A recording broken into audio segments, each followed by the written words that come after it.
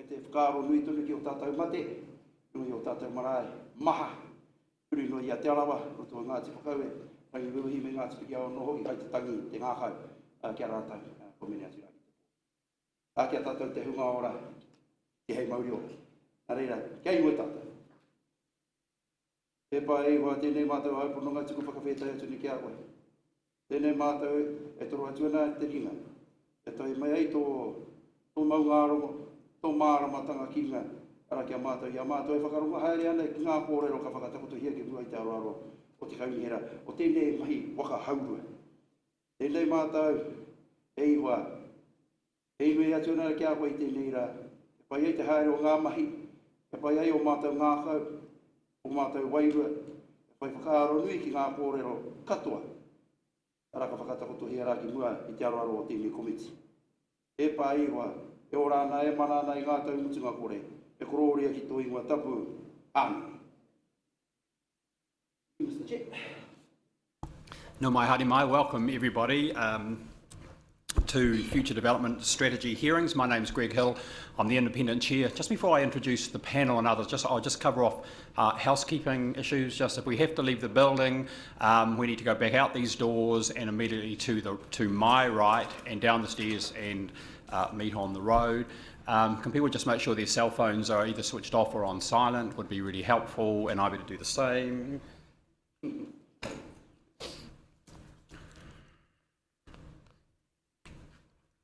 And there are bathrooms up the hall and on my left. And I think those are all of the housekeeping matters. Mr. Dunn here to my left is the committee secretary. He's going to assist me in keeping everybody to time, and I am going to be keeping people to time because we've got a full day. Mrs. Nicholson, you'll be well familiar with these sort of processes, and Ms. Darm. So, as you know, this has been a joint exercise between the District Council and the Regional Council. So the committee consists of 3 councillors from Rotorua Lakes District Council, and they're here to my right, and with the names in front of them to my left are the 3 from the Bay of Plenty Regional Council. And again, names there, and we have council officers here from the Lakes District Council and from the Bay of Plenty Regional Council, and the panel may be asking questions of those officers for clarification on any issues which have come up through the submissions process. As I said, and I've been appointed to be the independent chair, ready to run the process and help the councils with the process in terms of deliberations and coming up with a final recommendation on the future development strategy once we get into those deliberations, based on all of the submissions and certainly what we hear over the next 2 days. So we're running the hearings this morning up until about and early this afternoon, and then tomorrow afternoon and into the evening. We've got a schedule in front of us. The only change from the original one is Waka Kotahi now coming tomorrow. Unless there's any issues at any part, any councillors want to raise anything, I think we'll just get straight into it. And Mrs. Nicholson, Ms. Darm, I'm happy for you to come forward. Thank you. I know you've asked for 20 minutes, so the floor is yours. And I know that you'll understand what a future development strategy is, and I know that you'll understand it's in terms of the National Policy Statement on Urban Development. Nicholas, sorry. And we've got your submission. Thank you very much. And so happy for you to hit the highlights. Don't need you to read the presentation, but really hit the high points, and then we can go to questions. Thank you for your welcome, and I'll just say a few introductory words, then I'll hand over to Kate. Thank you for the opportunity to come and present to the councillors and yourself. My name is Anne Nicholas. I'm a planning consultant and have lived and worked in Rotorua for something like 45 years. So I've seen a bit of change over that time. As I said, Kate Darm is with me. She is a senior planner at Sigma, and she will be giving most of our presentation. I'd just like to start by a few brief sentences. Firstly, we generally support the direction of the future development strategy. We have presented recently to the hearings on Plan Change 9, and it is perhaps disappointing that these two processes seem out of step with each other. Typically, you look at the big picture and the context, and then you look at the detail. So from a planning point of view, the two processes, it would have been great to see the FDS confirmed for the direction and then get into the detail through Plan Change 9. I recognise there are statutory requirements and timeframes, but hopefully the decision-making process and future steps to be taken can look at in the proper order. There's a couple of points we make in our submission. One is the two major influences in the city and what we do with our land use in the future are tourism and responding to the demands for improving lake water quality. And I recall 40 years ago doing a study into the relationship of improving lake water quality and land use in the basin. And tourism, of course, is a major driver for how things develop in the city centre and around the city and rural area. And it may be, and it would be good to see these two given appropriate weight and consideration in the FDS. And this may relate perhaps to the other point we've made that, and as a planner I certainly support, that we always try to strive for clarity, certainty and setting a clear direction into the future. So a comment about having a clear statement of the assumptions on which it's based, the reasons for going forward in whatever future development strategy comes out of this process would be really helpful for us. Would have been helpful to see it more clearly set out for us in making a submission, but certainly in moving into the future. But again, that may be something that I'm sure the councillors will be looking at and making their decisions in the final form of the FDS. I'll now hand over to Kate, who will deal with the main body of our submission, and I will not take up any more of your time. I've provided a summary statement. Is it okay to pass that round? It's focusing on two aspects of our submission.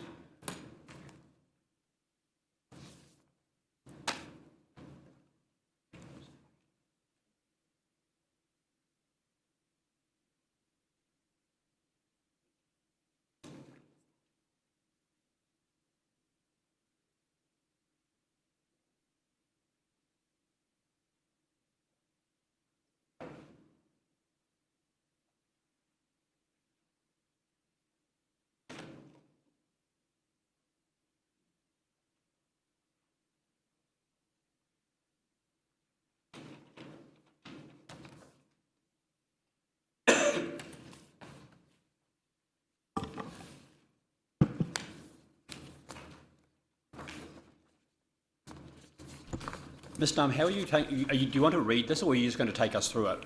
I was going to read it. Is that okay? That's fine. fine. Do you want me to go quickly? Well, yes, because it'd be good to get to questions. I've just skimmed it, so maybe you want to start at 3. So I think the first part's just who you are, your qualifications, and what you're going to talk about. So great, thank you.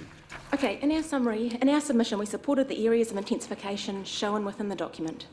Specifically, more intensive residential development around Ōwhata and the wider periphery of the CBD. Intensification can mean many things. In a Rotorua context, intensification could mean duplex units, terraced housing or apartments. In reviewing the draft FDS in preparation for today, and also the map within the submissions and feedback summary report, different terms are used in the documents. The draft FDS maps 8 and 11 refer to potential high density residential over the long term. Draft FDS map 17 refer to long-term intensification, whereas the submissions and feedback summary report refers to long-term intensification high density.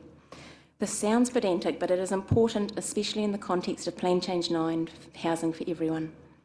Plan Change 9 proposes a large high-density zone which enables apartment development with a height of 22 metres and a height in relation to boundary rule, We raised concerns through the Plan Change 9 process on the effect of this on neighbours. This is now with the hearing commissioners to make recommendations back to Council and not a topic for today. However, I consider it is important that the language used in the FDS does not imply that the areas for future intensification in the FDS would necessarily become high-density zones. And as such, it would be more appropriate to refer to these areas as long-term intensification, as opposed to using the term high density. In addition, the area of high density in Plan Change 9 is, in my opinion, large. In addition, apartment development has been proposed or is already enabled across a number of zones. While the modelling by market economics estimates that the demand is low for apartment units, so they estimate 1,000 units through to 2050.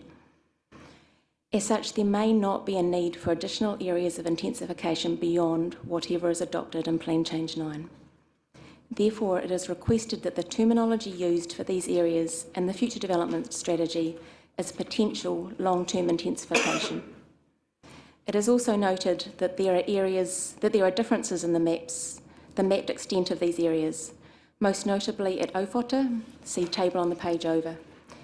This may be as the priority development area map for this area is preliminary. It would be useful to ensure the maps show the same areas. Lastly, some of the maps identify these areas with blurred edges, while others show defined boundaries. Given the uncertainty on the need for and extent of these areas, I think it would be more appropriate to show blurred edges.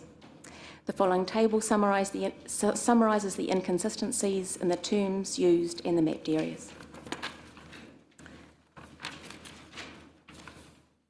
So the terms I've gone through before, in the mapped areas, it's mainly Owhata. On two of the maps, it's shown predominantly on the western side of Tenai Road, whereas on map 11, which is the left-hand side, top corner, the future intensification is shown on the right-hand side. So just clarifying that point would be useful.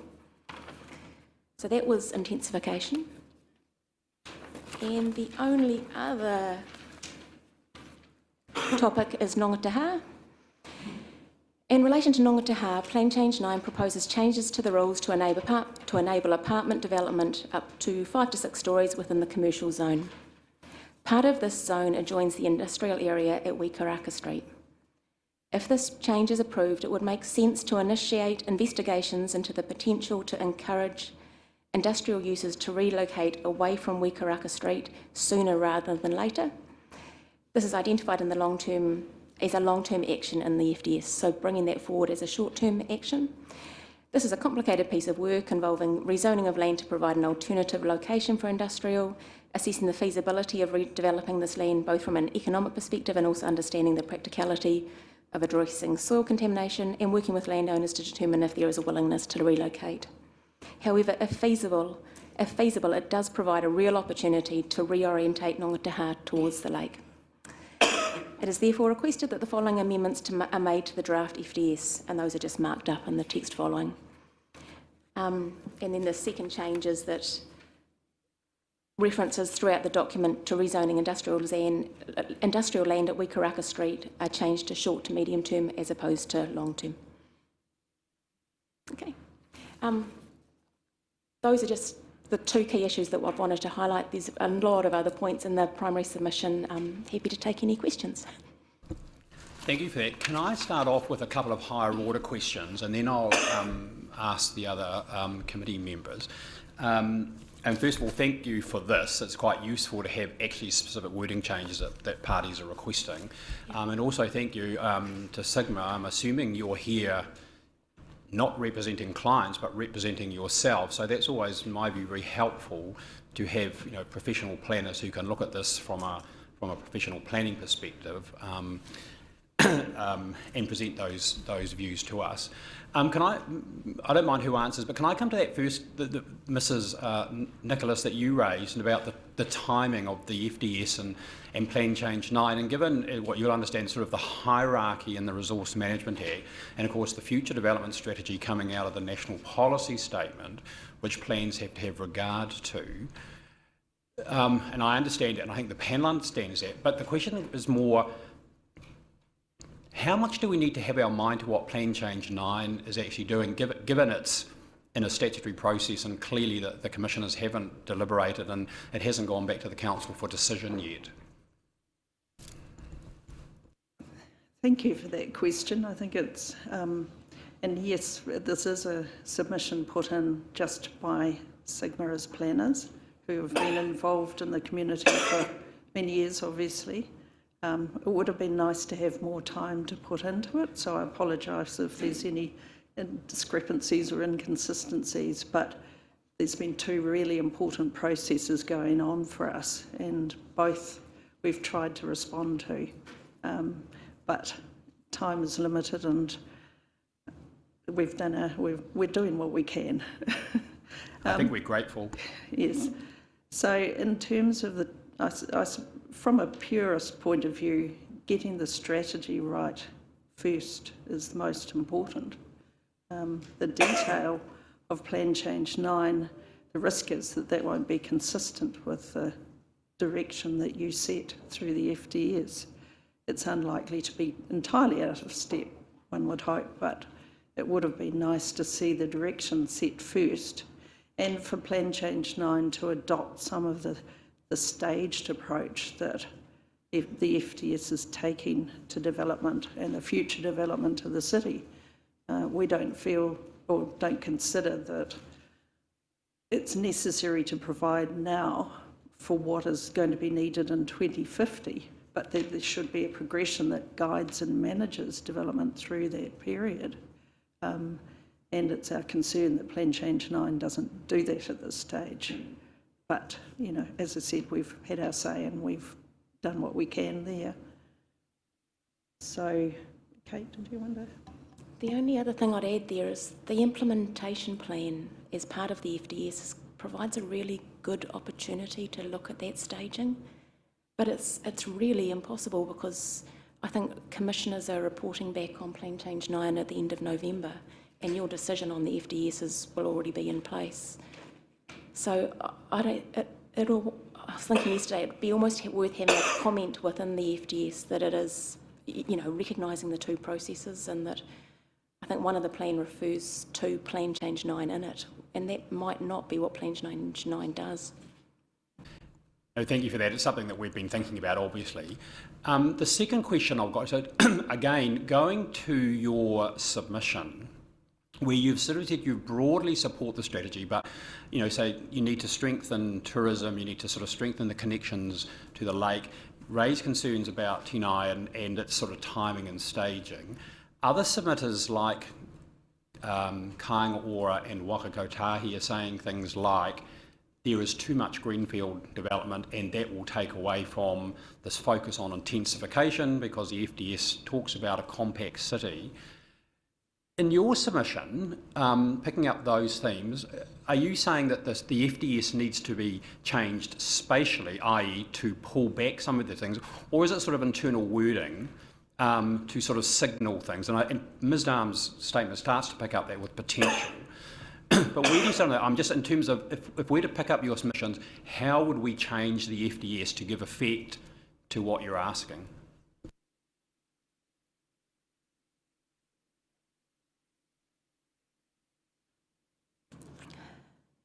Part of the problem with the two processes of running alongside each other is that we spent half a day putting together our submission and we didn't think about how do you actually make those changes. So it is just bullet points, what do you actually do with that?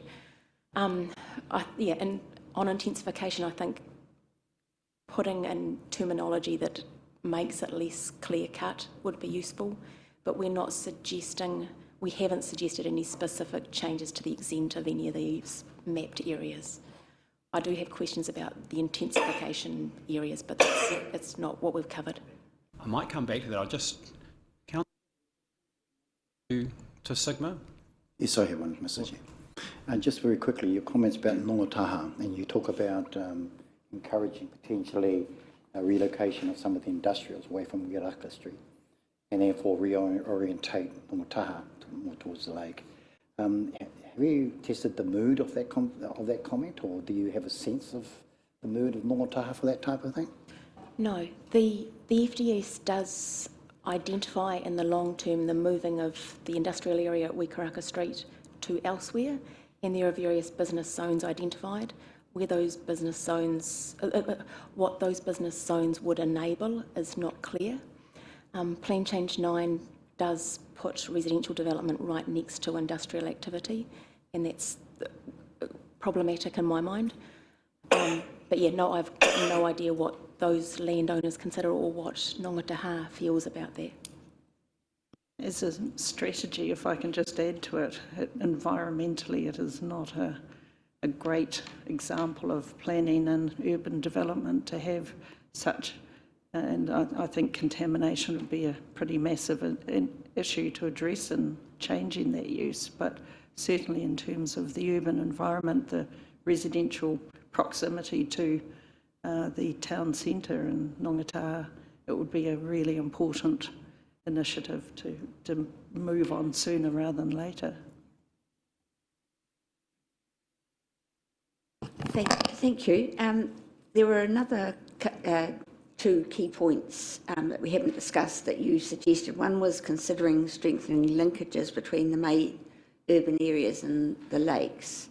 So that is just a sentence or two just to reinforce that. Is that the remedy you'd be looking for there? I'll start our answer and Kate may put me right. Essentially, the lakes not only provide for tourism, but they also provide residential environments for living, very important ones within the range of housing choices. It's not an issue that's been developed through the FDS particularly, but the focus, there has been a lot of change around the Tarawera Road, Tenai Road, commercial hub there. Not necessarily all good planning, but it has happened, and that's what we've... So supporting that probably is in seeing that change from the heavier commercial, industrial to a more commercial focus, I think would be also beneficial in terms of, you know, again, you've got a mix of residential and heavy industry in the wider area. That's not really addressing the lakes, sorry, but coming back to that sort of strategic hub, that is something that hasn't really been recognised and supported through the FDS. And the only other thing I'd add there is the FDS's function in terms of guiding or influencing future investment, for example, in infrastructure strategies. So I think your question was primarily, is it just a couple of lines that we want in the FDS? I couldn't think of anything more than that, but I think it is important there to recognise it and hopefully guide investment going forward to strengthen, to, you know, make that a key tourist route that's stronger than it is now. Thank you. And the other matter, just you raised Tenai and suggested that the timing of the development of that be deferred. You wonder whether it's the best location for a main secondary centre, especially in the short term. So you would link that to any development of more intensive residential. I was rereading that this morning, and I think in reality, Plan Change 9 has gazumped it. Yeah. But I do think having a centres strategy, so the risk at Tenai, I think, is that enabling Tenai Shopping Centre has multiple different parcels of land, multiple different landowners.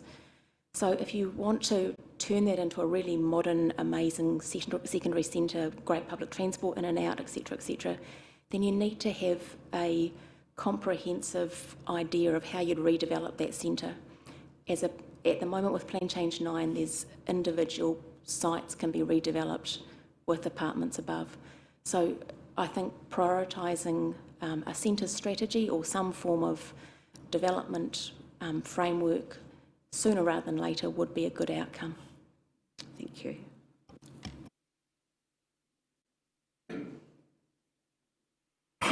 Just a quick question then. Your thoughts around Ngāpuna Industrial, given your thoughts on Ngātaha and Wekaraka Street? Again, I see them as similar conflicts with industrial, heavy industrial, residential, cultural sites as well, that it would be important to finally, it's been talked about over the years. It would be really good to see a positive strategy to, even if a complete change to residential isn't possible, but more business, so it's a bit more friendly to the residential environment around there.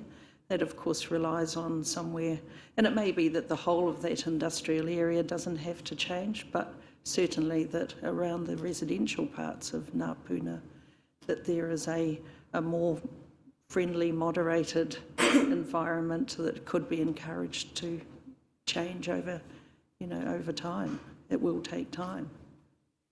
Okay, and just one further question, just around the comment around a secondary area where you talked about maybe questioning tino. What are your thoughts about Nongataha as a secondary centre?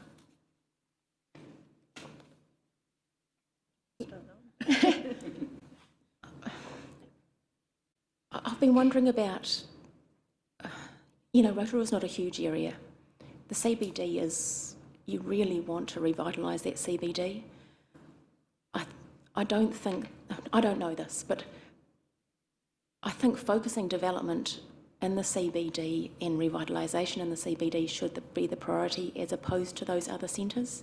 Those other centres, I think, should be, if there is demand, focused on in the longer term, despite what I said before. But yeah, CBD is the primary focus for me. Okay, thank you.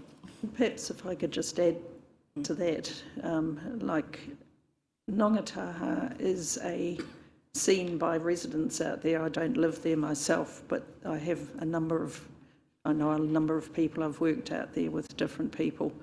It's very much its own community, and having a commercial centre is important to it.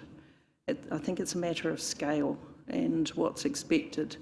In relation to Plan Change 9, we queried the demand, the requirement for 6-level development in Nongataha, which we didn't consider would be appropriate to a centre of that size and nature. But it will continue to be an ongoing, important commercial focus for Nongataha as a community, and I think that should be supported. Thank you. Just while we've got you and mining your planning brains on this, the comment that comes back through your submission and time again, is that we just focus on the CBD and investment. Of course, as you know and I know, you can put whatever planning provisions you want in, but of course they may not get delivered if the market's not going to deliver 6-storey buildings. What do you say to us in terms of if we agreed with you that the focus should be on the CBD for all the reasons that you've set out, what should this future development strategy be saying about that? Is it one of sort of talking about effectively this is where the investment should be prioritised before Nongataha and Tinai, accepting that they might still get developed? What should a strategy actually say to encourage those things?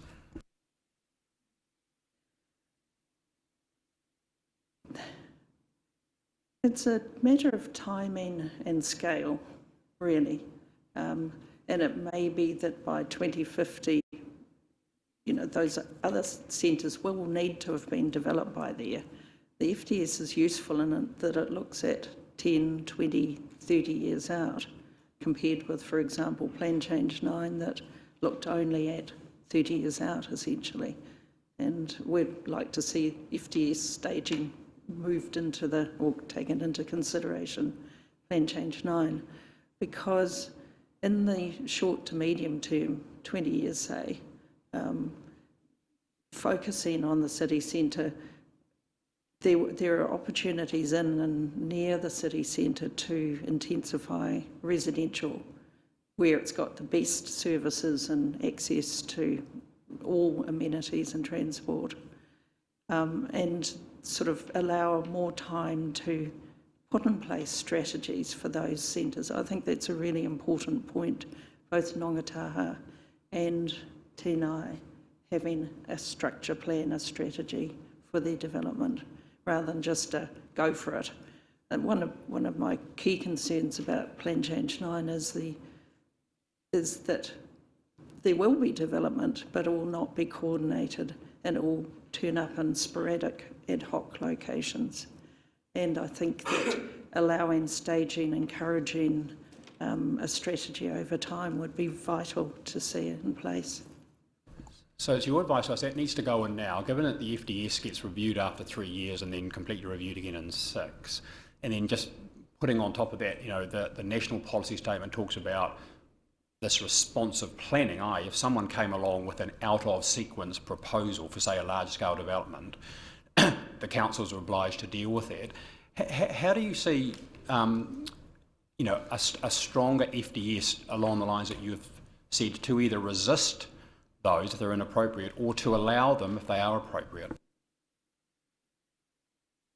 I think the process always allows a good development to be considered and supported if it is necessary, if it's desirable and it's well thought out. And yeah, there is a balance in the wording between enabling and being able to I suppose support out of context development. But that would then be supported by all the necessary research, design considerations. Do you have anything else you want to say? No? Kia ora, te tiamana through you. Tēnā kōrua, thank you for your submission and, learn something new every day. Hoino, I'm just interested around the terms. I think you've put in here, there's high density, and you've said long-term intensification or something like that is a better way to sort of describe that. Just wondering if you could give me your reasons around that again, just for my clarity, and also are there any other terms that you came across in the document that you might think you have a more appropriate way of putting forward? Focusing on the words just sounds like I'm being pedantic, but within the district plan, there's about to be a high density zone, and that has a height of, as proposed in the 42A report, 22 metres, 6 stories, height in relation to boundary of.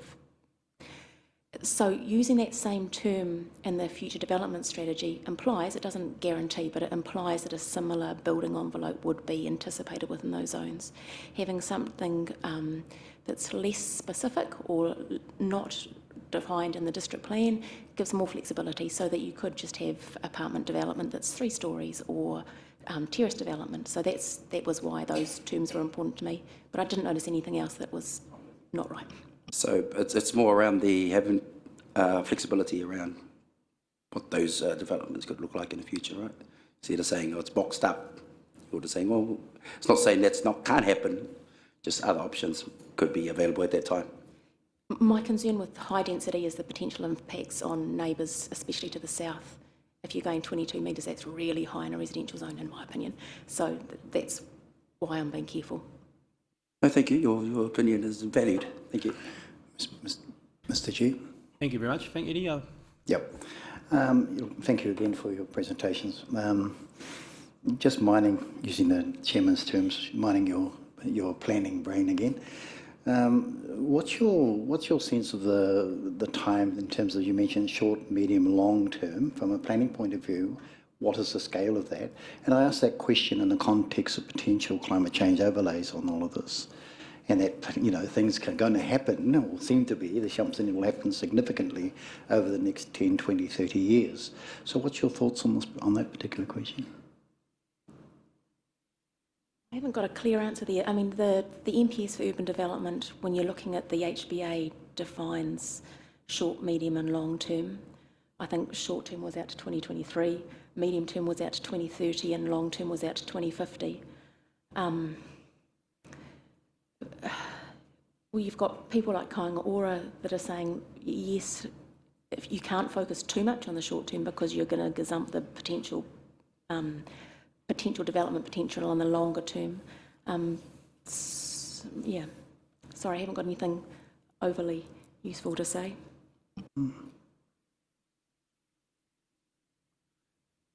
It is, it's a bit problematic in the timing and the constraints of the statutory documents, but sorry, I've lost my place a little bit. Yes, it does come back to staging and timing and scale. I know, we're not flat earth planners, but Rotorua has a lot of capacity within reasonable heights. We're a 1 and 2 story urban area at the moment. Going to 3-story keeps it at a sort of human scale, and this is something I've observed recently in travelling around Christchurch, Auckland, even Invercargill. By 2050, and allowing for a much higher density apartment, there is a limited demand for apartment living, and we seem to have opened the gate for it to go everywhere. And I would question the necessity for that.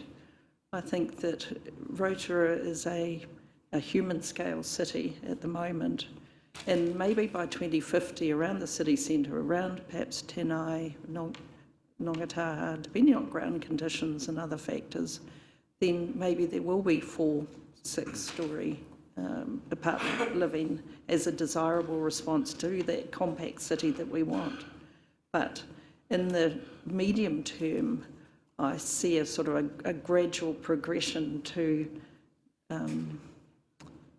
hopefully 3 stories, that sort of keeping our scale human and allowing gradual intensification over time. It's sort of where we've been trying to put our thinking towards at the moment. I think I can call you Anne. I've known you for the 45 years that you've been in Rotorua. But no, well done. Brilliant presentation, and thank you so much for the time and effort that you've put into it. But you've actually answered my question, because it was around with regard to the focus on the CBD and timing and scale. And no, you flushed that out in your supplementary. But no, well done. Thank you so much. Thank you, Mr. Chair. In your submission, you state lakes water quality is identified in the document, but given the importance of the issue, it doesn't appear to have sufficient focus. Would you like to expand on that bit for me, please? It was a point that perhaps sits in the background to what is in the FDS, but it's not very explicit in how the FDS describes us going forward into the future.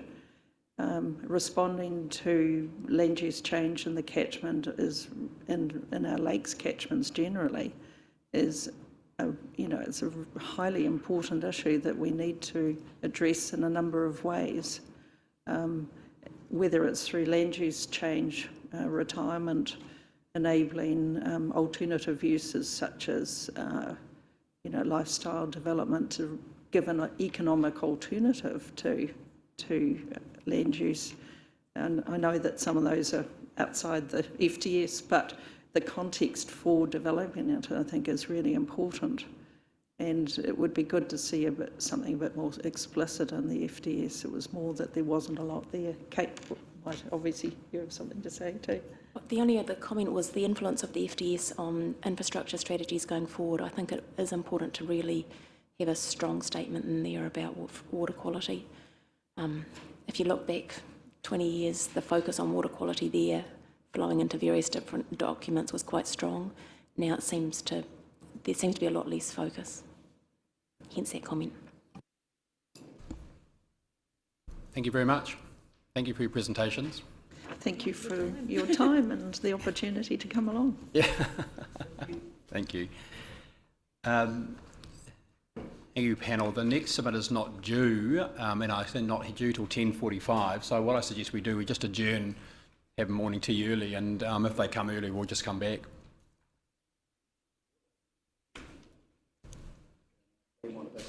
Recording stopped.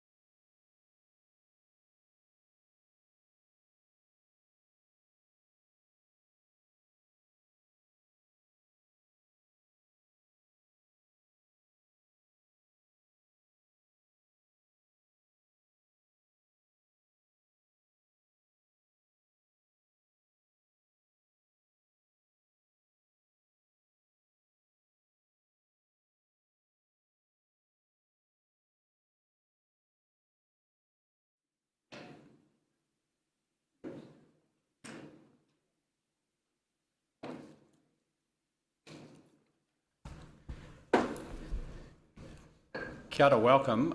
We'll reconvene after the break. Welcome to the Ngongataha Bowls and Rugby Club. Just saying, you've got a committee of 7 regional council councillors, Rotorua Lakes District Council councillors, and I'm an independent chair. So just running the process. We've allocated everyone 10 minutes, and we've got your presentation. And I'm wondering, do you want to take us through the presentation? I mean, I'm just concerned that we're going to take all the time up with the presentation and not time for questions.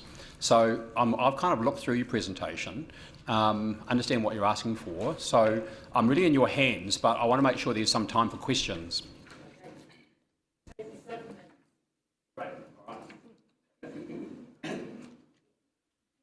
Okay. At least I'm sitting. Okay, I start? Okay. Tēnā koutou katoa, kia ora, ko Julie aho. As you can see, we're from the Ngongataha Bowling Club. And we thank you for letting us present today. So why we're here to support the strategy, and specifically for Priority Development Area Ngongataha, and specifically for the open space upgrades, including sports fields, which we were pleased to see was the only one in the whole plan. So, who are we and what are we about? Well, we're actually your oldest bowling club in Rotorua. 1936, we started, and we're now one of 4. We have 92 members, of which 75% identify as Māori. We're situated in Ngongataha on council reserve land at the end of Domain Avenue, which is a cul-de-sac, but we also have access from Beaumont Road. We own our clubhouse, which was opened in 1977, and we're planning a refurbishment there. That's who we are. So what's our vision? Well, this is really exciting because this is a first for not just Ngongataha or even Rotorua, but for the whole Bay of Plenty. And what we want to do is change one of our beautiful greens into an artificial bowling surface. Bowling, if any of you know about bowling, is a single-use carpet, and we want to erect over the top of it a canopy. So as I say, it will be the first in the Bay, and we started work on this in January with an estimated construction cost of 1.4 million. The why? Well, that's not a pretty picture, is it? And that was our bowling club earlier this year, in the middle of the season. We lost playing time, and we know we have to plan for future weather events. But more importantly, we want to add to this. We want to create what we call a community hub, because we are already a facility there for meetings and events and education. But we want to grow that. We want to grow income for the club, for Ngongataha and Rotorua. And our extended participation with the schools, adults, old and young, social, business house, health and well-being, and the hobbies, interests and passions. Our residents, and we can see from your plan that you're looking at extending Ngongataha, will need somewhere to go, not just for shopping and social, but also for health and well-being. We are and can be the destination. Where am I pressing this to? Next. Okay. Nope.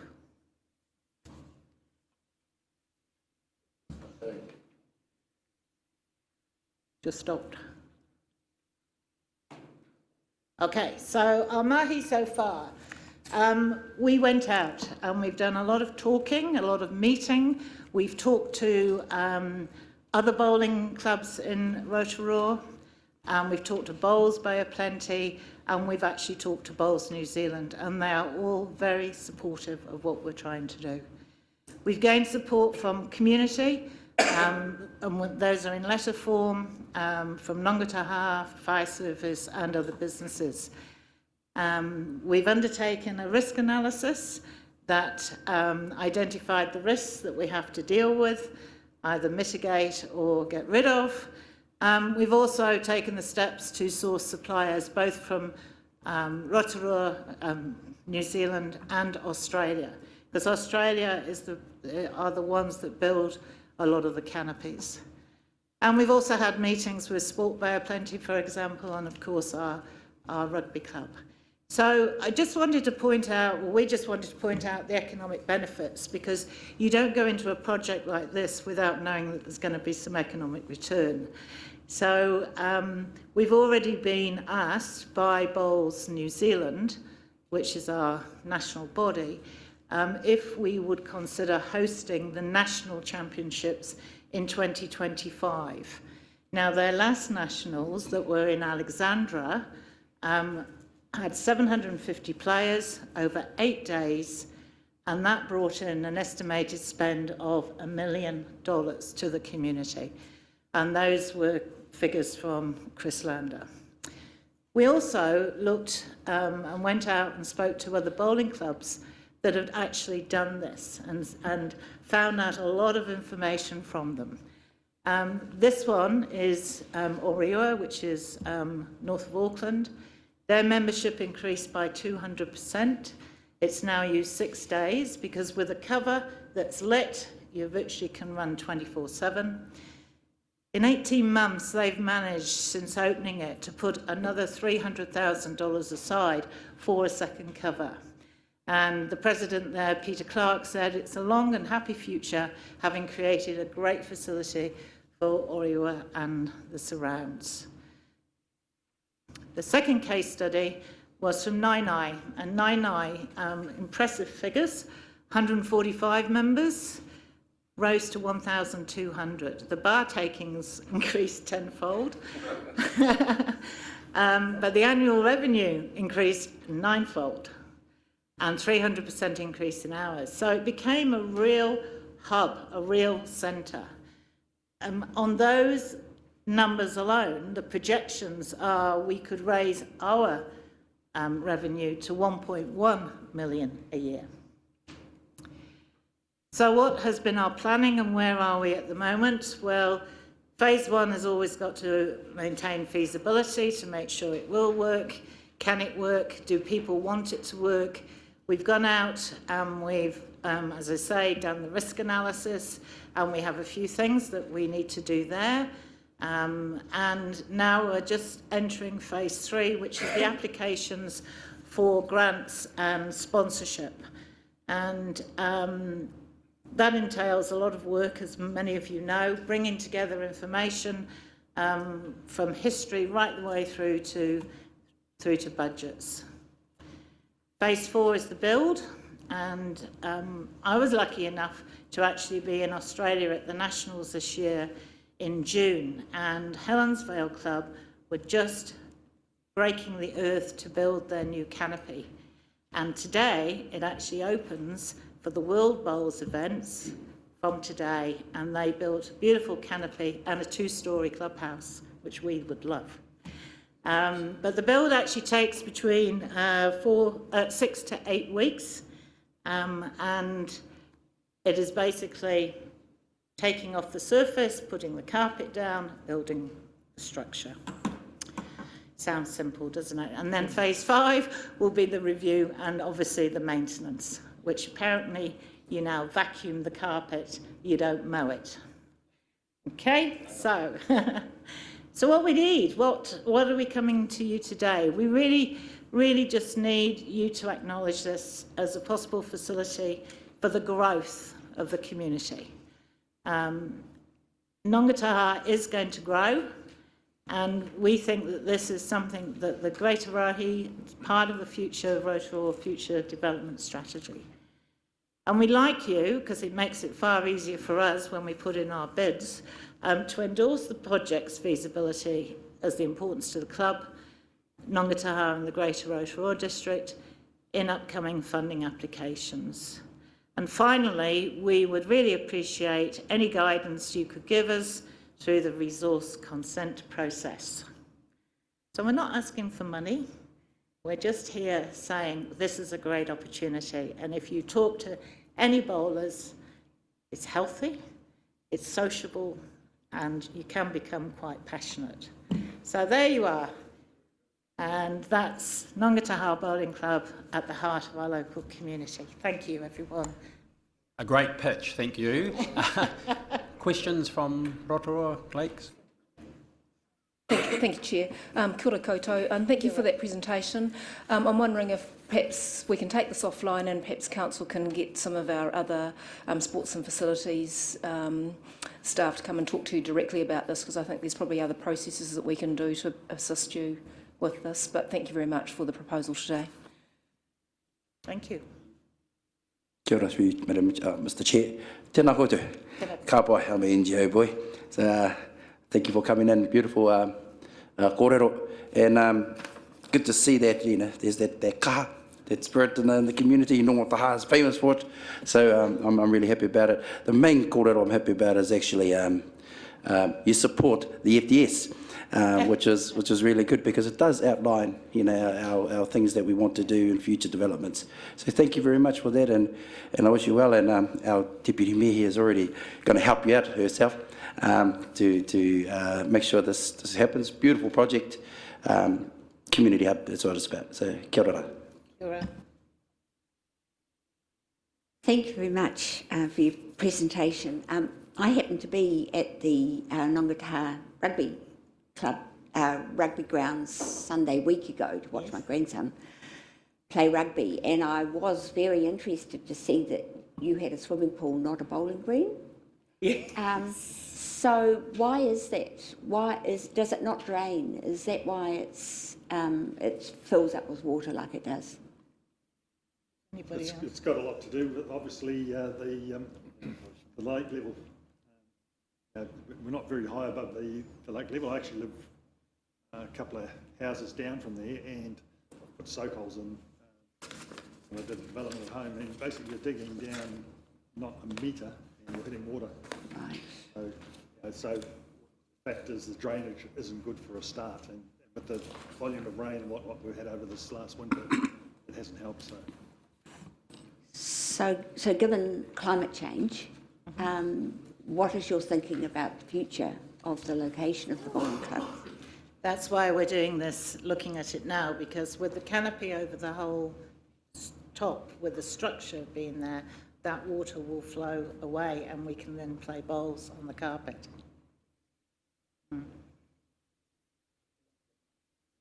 Tēnā koutou. Thank you for your presentation. Kia ora, Henry. Nice to see you, mate. Look, I love this, by the community, for the community, right? And you're right in the hub of that. 2025, you know, national recognition, maybe international one day, bringing everybody here. That's a great vision for our peoples. But I just wanted to congratulate you and just reinforce and endorse what Councillor Kaiwhanga said, that a lot of the issues that you've raised, they can actually help you navigate into that space. So a lot of weight on you, Councillor Kaiwhanga. So thank you. I just wanted to thank you. I thought it was great. Thank you. Thank you. Just while you're running, thank you very much for your presentation. Well received. Thank you. Thank you very much for that. Thank you very much. Thank you. Greg. Have a good day. Oh, I'll leave that.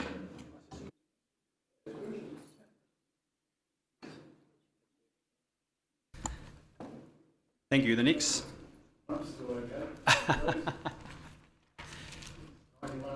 Wow. Ms. Brake. Ms. Brake here will come forward, please.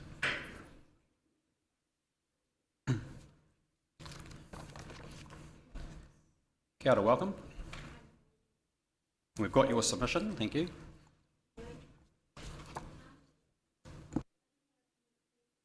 Is your microphone on? Just. It's got a green on it or a red? Green. Yeah, sorry. Just want to reiterate with the written submission. We've been in consult now for approximately 4 years with council, and with the farm being in the family for over 115 years. It was medium to long term, but when it came out as short to medium term. which did put the family in a bit of a spin about it happening now. And so, but in fact, it may not be for 3 to 10 years away, which is quite a while. And the family is comfortable with it being, as 124 Western Road, being a portion of supporting the change to residential, but just need that time because they're still in the process of deciding if they would like to have some for themselves, being 8 in the family.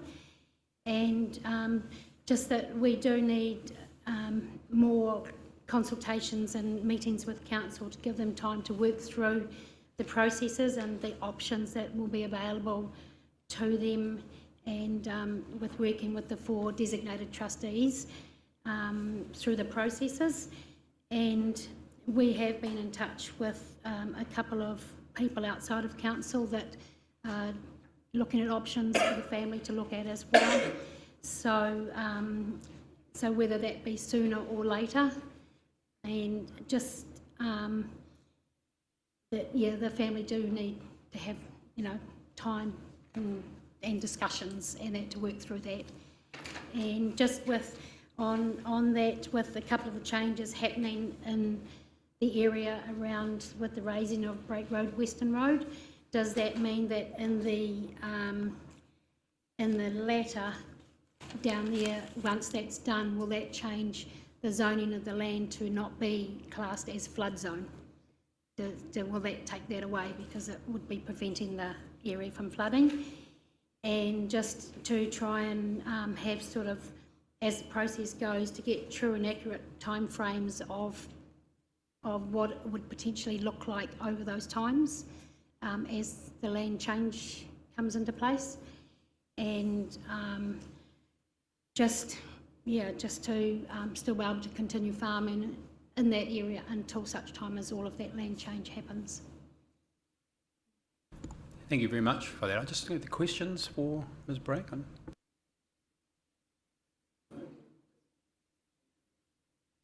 I just wanted to acknowledge Heather as one of the outstanding community leaders out in Nongataha. Thank you. And she has been instrumental, colleagues, in leading the flood mitigation initiatives out there in terms of community engagement. So there's not many bouquets or thanks in this game, but they're certainly due to come your way. But thank you. We'll certainly be receiving your submission with the due diligence it requires, Heather. Kia ora, Heather. Thank you for your presentation on behalf of the family, the whānau.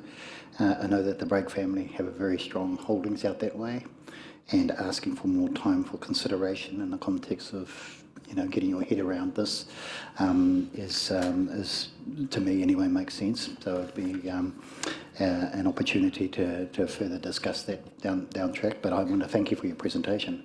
You do hold quite a significant opportunity out that way, and thank you. Yeah. But I'm assuming in the whole you're supportive of the FDS? Yes, we are. Okay. Yeah. And like for them to have that time, which if it is going to take 3 to 10 years, then they've got that time, but to have those consultations and have that decision, and by then they all might decide they don't want a bit of the land, but after all these years, some of them are very tied to it, and so just to give them that time, whereas by then, and there's only probably about 75% of the farm that is in that land change, not all of it is in there, so just getting their head around it. Okay, thank you. Kia ora. Just one, not from being here, so I know your submission is specific to the property that you own, but part of the FDS sort of grows Nongataha. Are you broadly supportive of that? Yep. And it's how and when are the two key issues. Yeah, right. Yeah. So we're happy with the growth of developing in Nongataha, and it was just more so when they saw that their land was in there and didn't realise that it was going to be showing in it. So it was a bit of a spin for them to, so. Thank you for that. I think what you're asking is very clear. Thank you very much. Okay. Thank you for coming in. We just want to thank Stephanie Kelly for working through us over these times with this process to date. Well, that was good. That thing, I think you are in discussions anyway with the council, aren't you? And this is really to reinforce that position. Yeah. So now she's not working with just a couple of us, it's 4 and then 8. So Thank you very much. Thank you. Thank you. Thank you very much.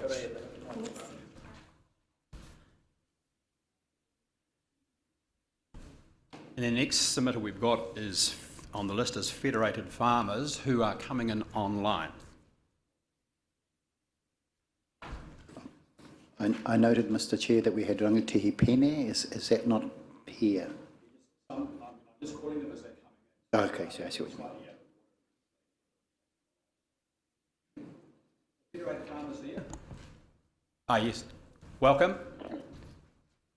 Hello. You're online, we can hear you. Can you hear us? Yes, can you hear me? Yes. Cool. Okay, I'll make a start.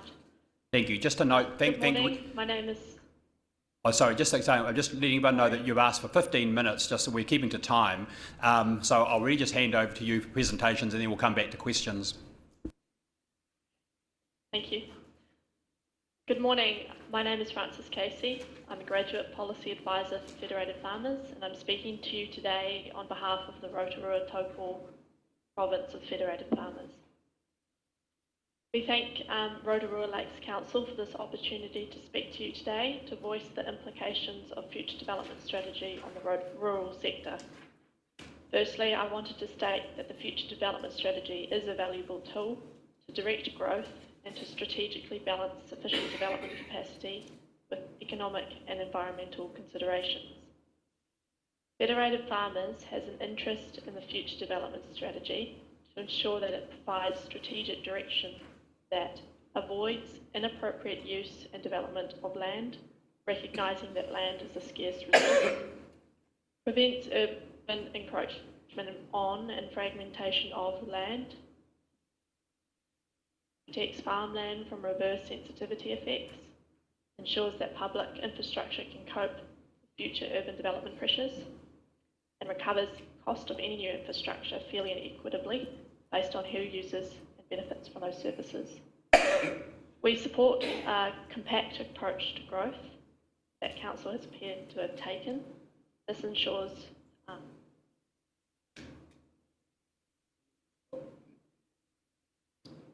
this ensures that minimised. Federated Farmers would like to see more certain strategic provision for minimising the effects of reverse sensitivities where growth does occur in or near rural areas. This ensures that farmland can continue to operate to its full potential. As the future development strategy will influence future RMA planning documents, we think that sufficient strategic direction is warranted to recognise the implications of urban development on farmers. This will maintain certainty and consistency in future planning objectives and policies. I'd like to finish by stating that we generally support the future development strategy. However, we do seek strategic direction that minimises the impacts of urban development on the rural sector, as the rural sector is the backbone of the local, regional and national economy. It is also important to recognise farmers as individual landowners and to consult with them about current and future implications on their land that might be identified in or near future urban areas, including, for example, the rating impacts on land that has been rezoned. Federated Farmers thanks Council for the opportunity to submit and to speak to our submission. Thank you. Thank you for that. Can I just lead off with a question? In terms of protecting productive land, is it Federated Farmers' view that the current FDS doesn't do that, or is it those people who are asking for additional land to be included might impact on productive land? I'm trying to sort of understand, you know, in terms of broadly supporting it, are there areas which you think are productive land which should not be included? No, we're just wanting to ensure that in Council's future development strategy, it said that there was some land that had been identified that was productive land, and we just want to make sure that that analysis of whether development is suitable there is done with consultation with any affected landowners. Thank you. Questions from, any other questions? Just another question for me, just in terms of reverse sensitivity arguments. Again, I understand reverse sensitivities, i.e. urban comes to the country and the urban people start complaining. Again, is that just sort of part of a broader concern, thinking about the role of a future development strategy, or are you really saying to us, you just need to be quite careful in terms of if you are expanding into greenfield areas, that you need to be mindful of existing farming operations, or are you expecting something more deliberative in the strategy? I think something a little bit more deliberative. I know it's somewhat implied in the future development strategy. I can compare it to Auckland's future development strategy. There was literal provision of it. There was words on the paper that said that they were going to minimise any effects. I think having something in there might make it quite clear to the rural community that that is what council intends. Kia ora, Mr. Chair. Tēnā koe. Thank you for your kōrero. Very articulate, ngā mihi. Just want to ask a question around, as someone who currently farms. Are you able to give us a couple of, I suppose, examples of what you mean by, or what federated farmers mean by urban impact on productive land farming? Just a couple. I'm not actually able to give you any examples. Unfortunately, I would have Colin Guyton there today, who's president of the Rotorua Taupō Province of Federated Farmers, and he would have been able to answer that question for me. So, yeah, I apologise, I can't answer that. That's okay. Thank you. Thank you, Mr. Chair. At this point, I think I should declare a conflict of interest. For the submitter's information, I'm actually on the hearings panel for Plan Change 6 for the regional policy statement, which is giving effect to the MPS UD. So just to let you know that I won't be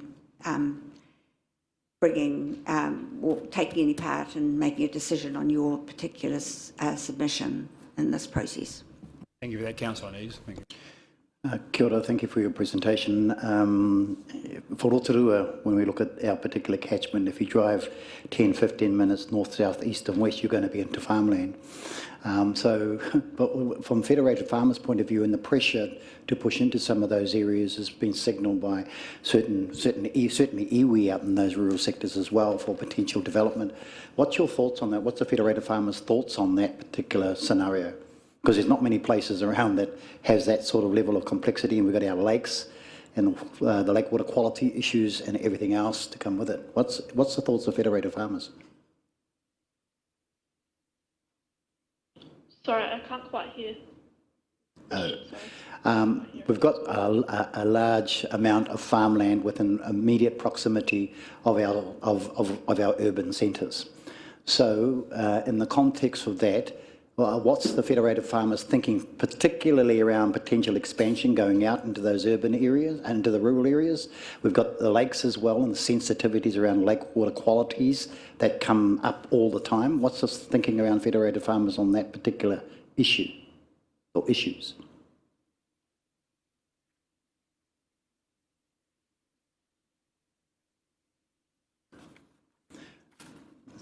Sorry, I don't have an answer for that, sorry. Okay, no, thank you, no problem. Thank you very much for your presentation. Thank you. You're welcome. Thank you very much.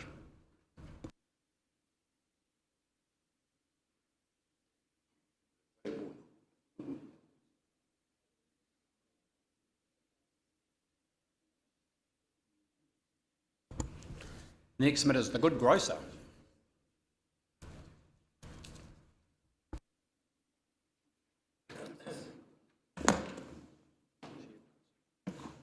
Kia ora. just before we start, I just want to put something on the table. I do suffer from a stutter, and in this situation, sometimes it comes up. So,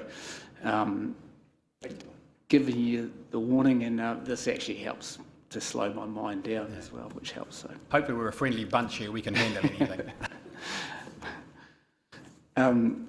Kia ora, my name's Grant Plummer. I'm from Nongataha Foursquare. I'm the owner-operator there.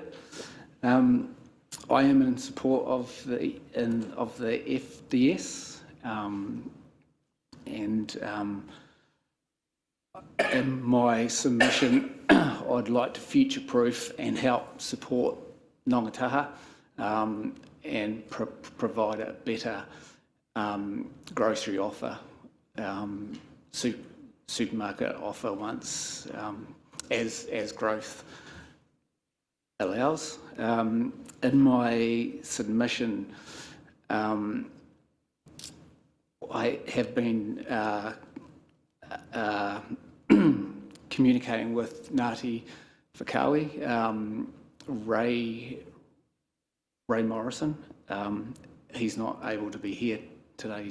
He's in other meetings at the moment, but we were talking about the piece of land on Steenbridge Road and Nongataha as a potential site. So Ngāti Whakaui would be the developer and I would be the owner-operator.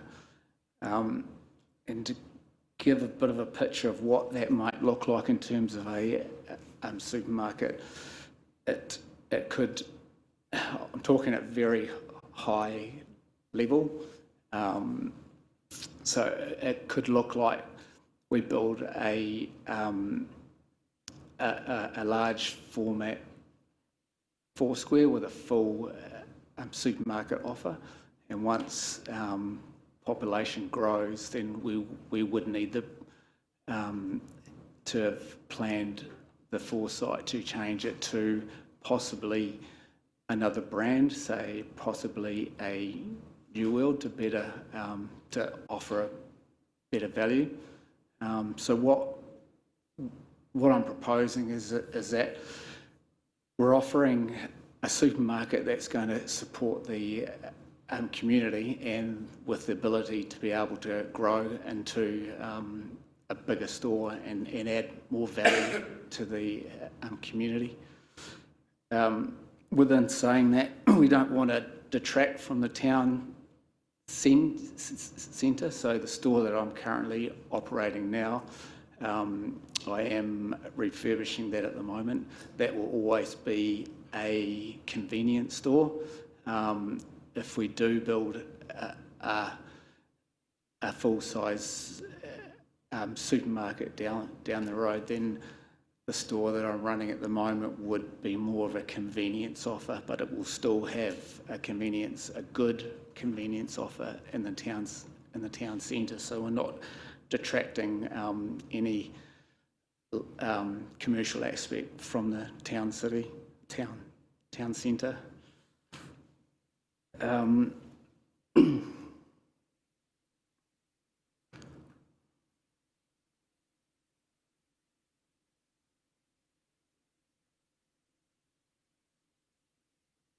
Yeah, and I guess I support the FDS. I think what we do need is a bit more clarity around the strategic planning. What is that for the actual town? What's planned, the infrastructure in terms of roading? Is there planning for rediverting that road? At the moment, it's you all know there's a lot of traffic going through there, and I think for the town to grow and the community to grow, it's quite hard when you've got the restrictions of the traffic flowing through. So I guess yeah, in the FDS it had a lot about housing, but what is actually planned for town city in terms of the commercial aspect. To be able to grow the village. You happy to take questions? Or... Yeah. Yeah. Yep. Okay, questions? Thank you, Mr. Chair. Just to let everyone know, Grant's kicks my butt on a mountain bike from time to time, so known each other for quite a while. You've been in Nongataha now for quite a number of years, and you've touched on something that I haven't got my head around either, is how you keep the village and as a village, when you've got a state highway running through it and large amounts of traffic. So I just want to, maybe your opinion on, because FTS is about staging, what's first, second, third, medium, short, medium, long term? Do you think, in your opinion, would it be a smart move to sort of push it out a bit so we really understand what Nongataha, the village, how it would be constructed, the roads, where the roads would go, and the bits and pieces, how it all fits together? Or do you think Nongataha is going to grow in a hurry and there's a real need today?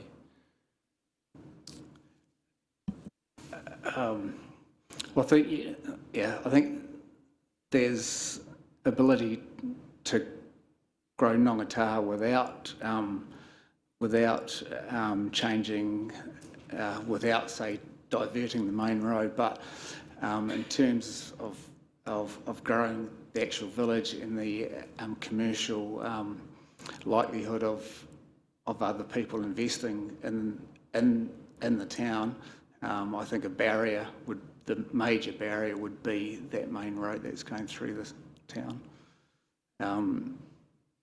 So I think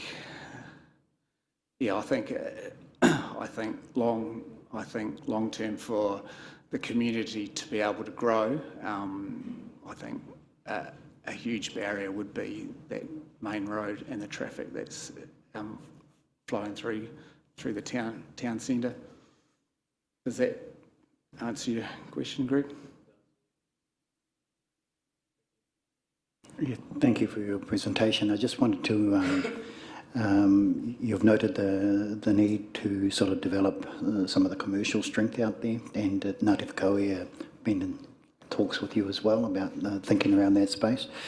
There's commerce, and then there's the industrial areas of Nongataha that are, pressure points in that particular area. What's your view on the industrial areas relative to the commercial areas and the positioning of those? Do you think that they is an opportunity to reconcile, move that, or keep it where it is and you continue your commercial development? What's your view? Yeah, I guess that's a real tough one, especially when you're looking at developing. You've got the commercial businesses out there, you've got the residential, and there's the industrial, and then there's the commercial, and residential probably wanting different things. So, hey, I think then where the industrial site is, that is a challenging. I don't think that's an ideal place. I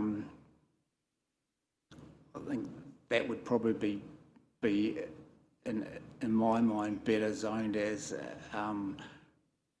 residential, but there's a whole lot of challenges around that in terms of shifting businesses and a couple of other issues. So, hey, look, I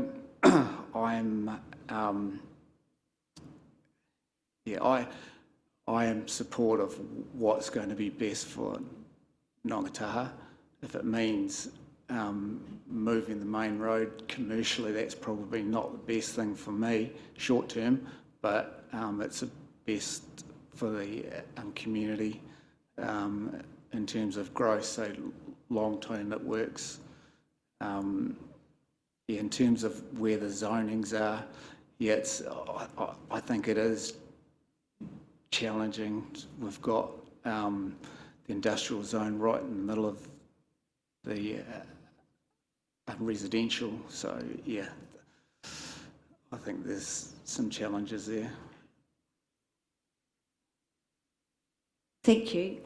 Your concerns about the impact of the road going through Nongataha, if it's going to be developed and there's more people living there, is echoed by Waka Kotahi, who are concerned about the impact of growth on their road network and their inability for them to be able to do the upgrades that might be required. And they submitted that there possibly be a delay in the timing of the release of land identified in the draft FTS.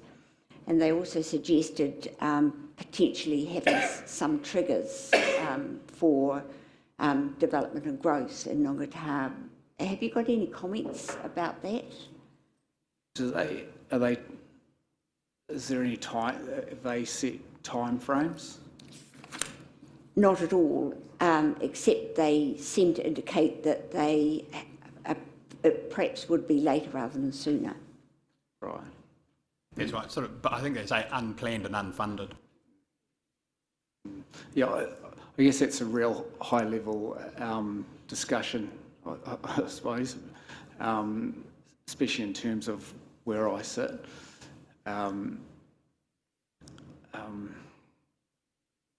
But yeah, I think for the better of the community, I would agree that diverting the road would be beneficial to the community. However, in terms of rezoning the land for residential development, I think that could still happen. So, yeah, my concern is that for the growth of the community, I think it's really important that roading moves.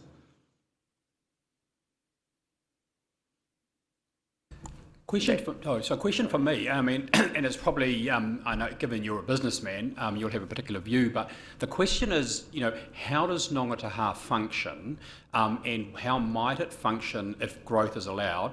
And the context is, in picking up the Waka Kotahi and smart growth, there's a concern from some submitters that if Nongataha is able to grow, it potentially becomes a commuter zone to Tauranga and Tauriku, which may not be seen as desirable.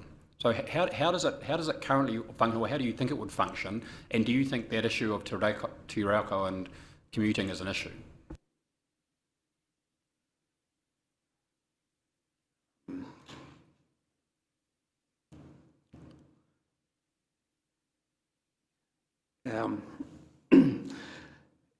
Yeah, I guess that seems to be a little bit off topic from where I sit, but personally, I think that could work. I think if there is if zoning's been made available for residential development, you will get people that will be living here and working over in Tauranga, and so I guess that's going to be I think that's just going to put more pressure on roading, and certainly put more pressure on the village in terms of people trying to get across the road to the other side of the road. But yeah, that's probably a roading issue. I was really asking you in the sense of, I suppose if I ask the question more directly, in the sense of, and I'm not making any judgments here at all, in terms of a supermarket, do you need a certain size catchment to make it function? And hence, I'm just thinking, we're going to hear from Waka Kotahi and others that are saying, Nongataha shouldn't grow too significantly for the reasons I've just sort of set out. So I was really just interested in your view, how you see the village currently functioning or likely to function. Do you think it focuses on Rotorua, or would it focus internally, or whether you think because of the scale that you might need, whether that would encourage people to go to Tauranga for work. So it was really sort of just an understanding of how you think it works. Yeah. Yeah, to give you a good example would be to use Te Puke. The population is around 10,000. Nongataha, it's around 5,000. In Te Puke, there's two major supermarkets. And in Nongataha, if our store is used as a top-up store, whereas when people want to do a full shop, they will go into town because it's more economical for them to take the trip into town. What I'm proposing is that we cater for our community so that people don't need to go into town and they get just as good as value in Nongataha as what they would if they travelled 5-8 k's into town. Thank you. That's a useful analogy. Thank you for that. Follow-up questions for... But clearly you've got commercial interests at heart, but I just wanted to commend you for the community perspective that you bring to this. And, I think there may be 2 supermarkets there when you become a suburb of Tauranga, so who knows. But no, I just wanted to... Sorry to my Tauranga colleagues. But no, I just want to commend you for your global perspective in terms of what's best for Nongataha and what's best for the community in terms of balancing that with your own commercial interests. So well done. Kia ora. Thank you. Thank you very much for your submission. Thank you. Your car park part at the back is great, mate. Thank you. Use it. That's what it's for. Thanks, everyone.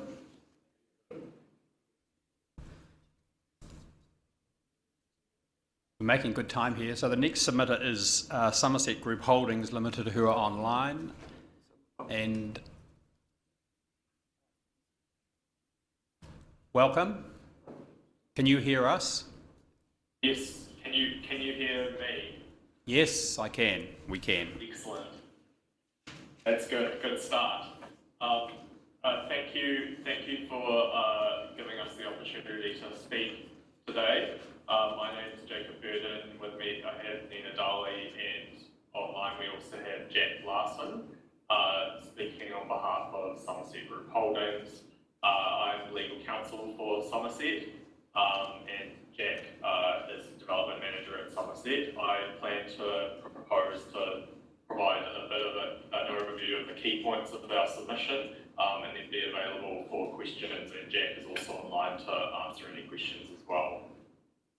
Thank you. That's great. Has the committee had an opportunity to read our submission? Yes, we've read all the submissions, and so what we're really looking for is highlights. And I think Somerset is broadly supportive, and Heritage Farms, and I think your submission, as I read it, is really to reinforce what the FDS is saying. So in that context, I think we understand what you're asking for. So Ben, I'll hand back to you, but it's really highlights we're looking for. Just want to acknowledge, as you've mentioned, we're strongly in support of the draft future development strategy. It's clear the council's put a lot of work into preparing this document. It's well thought out, it's high quality, and our submission really is actually just proposing a number of very small refinements, but otherwise we're broadly in support with the approach and the direction that the council in terms of future development and Rotorua over the next 30 years. So just to provide a bit of background around SET and why it has submitted on this draft future development strategy. So Somerset, second largest retirement village developer in the country, and also has recently expanded into providing for retirement village housing options in Australia as well. But over approximately 50 villages either completed or in development across the country. So I guess within that context, Somerset is highly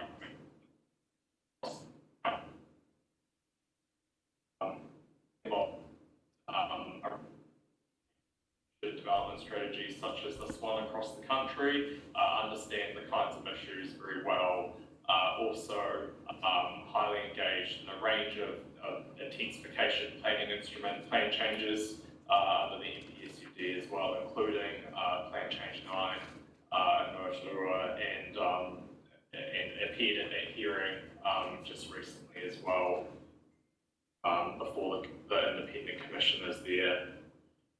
So the key aspects that, or the key refinements that Somerset was seeking through the future development strategy. So the council has proposed that the west side priority development area be identified for development in the short to medium term. Somerset agrees with sort of the broader approach of enabling growth in that area. It's a logical area to intensify and enable further housing supply in. It's well integrated with sort of the broader transport network, and also well connected to the city centre area as well. I guess the key difference or key refinement that Somerset is proposing, it's in relation to a site that Somerset owns at 171 Ferry Springs Road, 171 to 193. And that site has been, as I mentioned, being part of the west side area, it's identified for short to medium term growth, but we, in our view, council can be bolder in that recommendation, and actually it's entirely appropriate for the site to be identified for future development in the short term. And actually, in terms of I guess the difference between short term and medium term and how they're defined under the NPSUD, there's quite a big gap between sort of the time frames in both of them, and so by identifying it as short to medium term, it's essentially anything from 0 to 10 years, whereas if you are identifying it in the short term, it's 0 to 3. And so, given such significant housing supply is required, I think it's about 3,500 more houses that are needed in the next 3 years, and given Somerset's aspirations for the site, as we've indicated in our submission, and it's going up a consenting process, which I'll come to in a second. But given such significant housing supply targets to be reached in the next 3 years, it's entirely appropriate for a site of this size.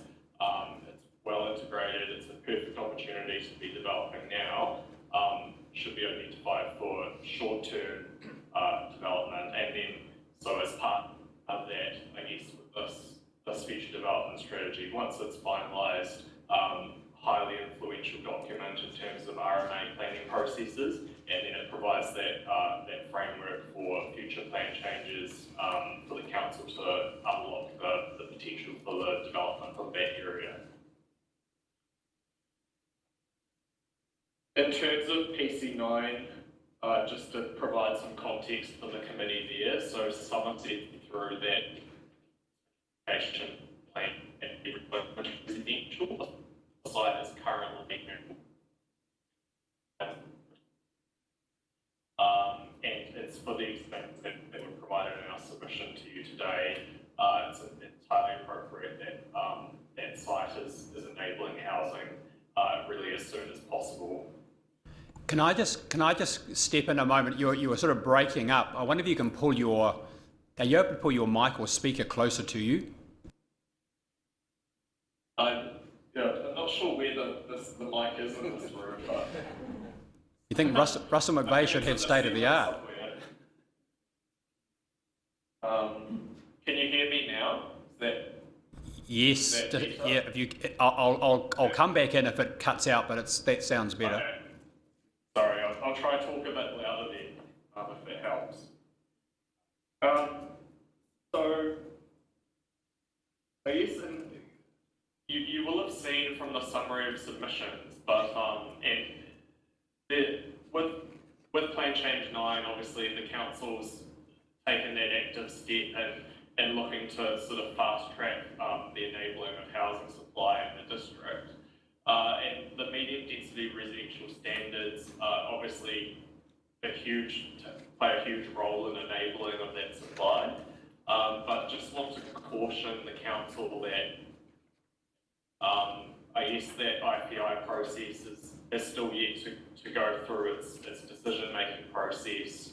It might be that there are a number of changes as a result of that, particularly in terms of intensification and infill that's enabled.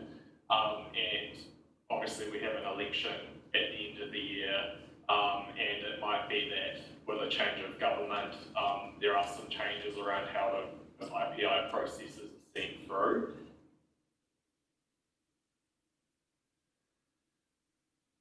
You've cut. So you. Classic example where they've even paused the IPI further work on natural hazards and that sort of thing. But I guess the key point that I just want to highlight there is that given the such significant housing supply numbers that need to be delivered in the next 3 years, we can't rely on infill to provide all of that. And this site at 171 Ferry Springs, it provides a clear immediate opportunity to deliver, even with Somerset's proposed design in itself. We've noted in our submission, it's 270 units. It's more than 300 if you also include the aged care beds and other housing or accommodation options available to residents within sort of the main building of the village as well. And that site, Somerset's design being put to one side, and can talk to some of the specific aspects of that design shortly, but it clearly demonstrates that site it's a large site, it's well connected to the state highway, it's a logical extension to the residential site to the south, a great opportunity for delivering that housing, whether that's a retirement village, which is, as we know, retirement villages are a higher density type of development, but doesn't just need to be enabled for something of that nature. And as we've outlined, high density development of any kind really would be appropriate on that site. Can I just step in again? Can I just step in again? I think what you're asking for is very clear, and I'm just wondering whether is it Mr. Burton from Somerset wants to make a comment and we go to questions. Yes, sure thing. I just one final point I want to make on that is in terms of the zoning that we're seeking. So our primary relief that we're seeking is it's actually a split zoning, and so that's retaining the commercial zone for the west side of the Waiawhera stream, and the eastern side would be the residential, high density residential zone. And just purely the reason for that is that as part of our fast track consent, we're proposing that there will be a commercial component to that development, and then there'll also be a retirement village component. And so the delineation of the stream provides I guess a logical way to naturalise the zoning with that consented development should it be approved. But just wanted to explain some of the context behind as to why we were seeking that. But happy to take any questions from the committee on any aspects. You're happy just to go to Mr. Somerset doesn't want to make any comment? Happy to go to questions? Could I just introduce myself, Jack Larson, Development Manager at Somerset. I just want to echo Mr. Burton's comments that we are broadly in support of the draft FDS, and we appreciate the work that's been done, and that we are really looking forward to pushing forward with this contribution to the Rotorua district. Happy to answer any questions. Thank you. Questions for Somerset? Any questions? No questions? Everyone's clear? Councillor Kaifong. Thank you, Chair. It's just a question around your proposed suggestion for a delineation between part of the site and for business. What sort of business would you be envisaging would be on that area? So, as part of our fast track consent application, and so which has been referred by the Minister on the basis that it's will significantly contribute to housing supply in Rotorua quickly. We are proposing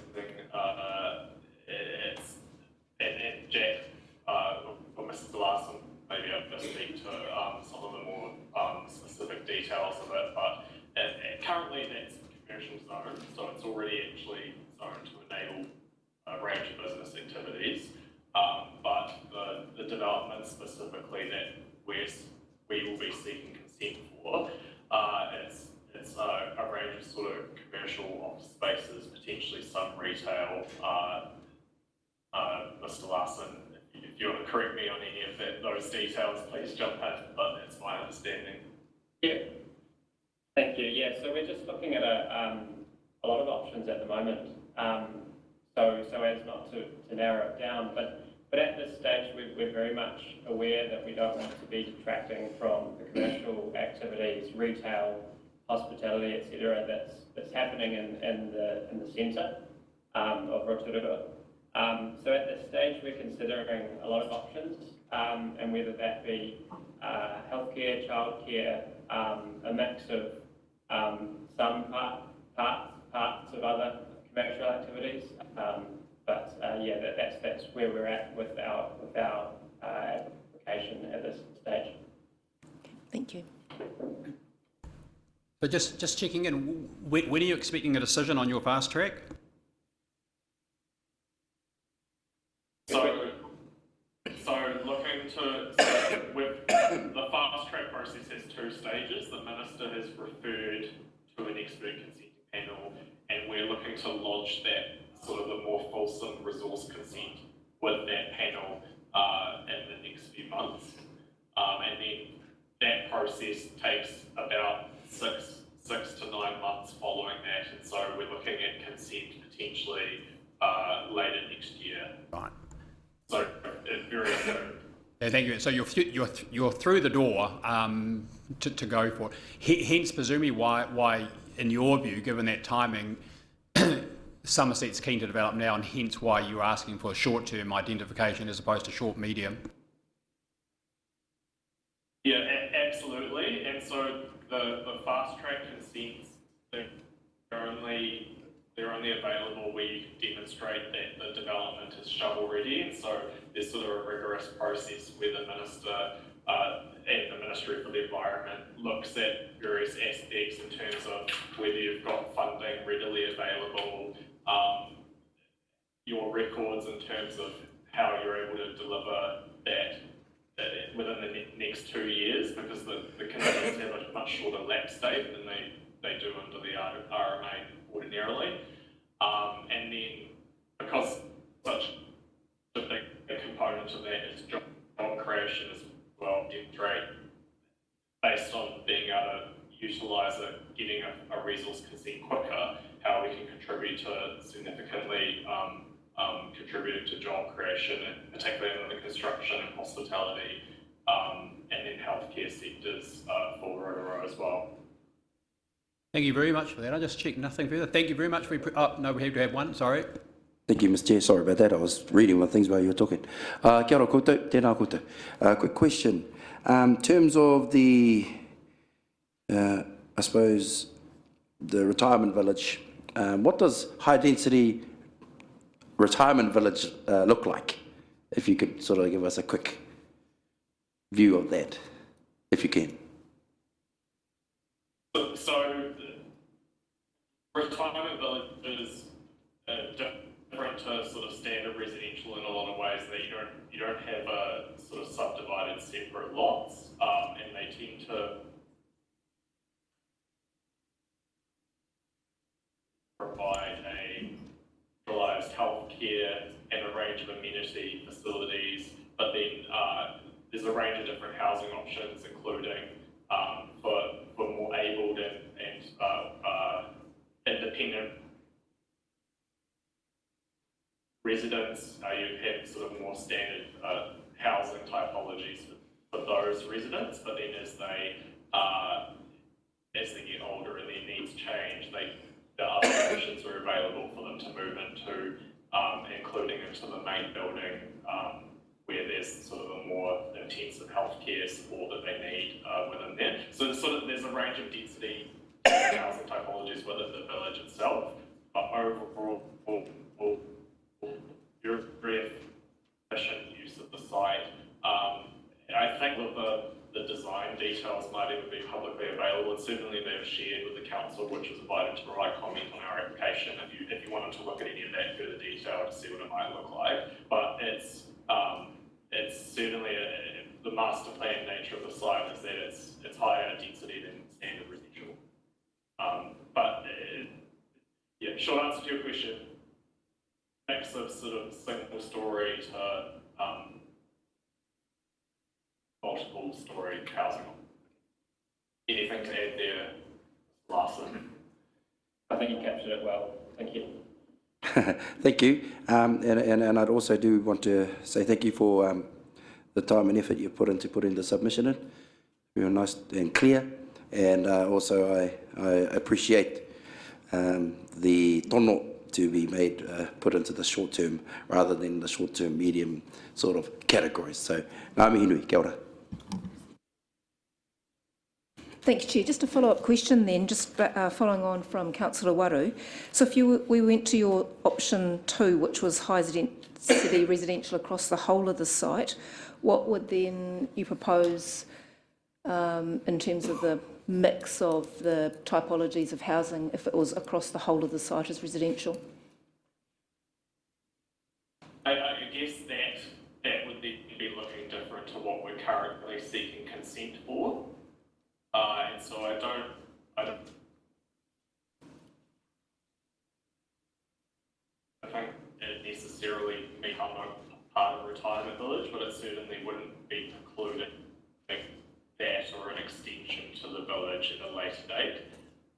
But the key point, I guess, in terms of us seeking that is that we think, given what in terms of the direction of the draft FDS already, if the east side of the stream is entirely appropriate for high density residential, then that side of the stream perfectly capable of supporting that as well, particularly based on the technical material that Somerset has prepared and as part of its consent application. You know, we've done the hard work in terms of identifying what potential infrastructure upgrades need to be made to support the site, and the key conclusion is there's no fundamental impediments in terms of what the site can support in terms of residential. Thanks. Thank you very much for your submissions.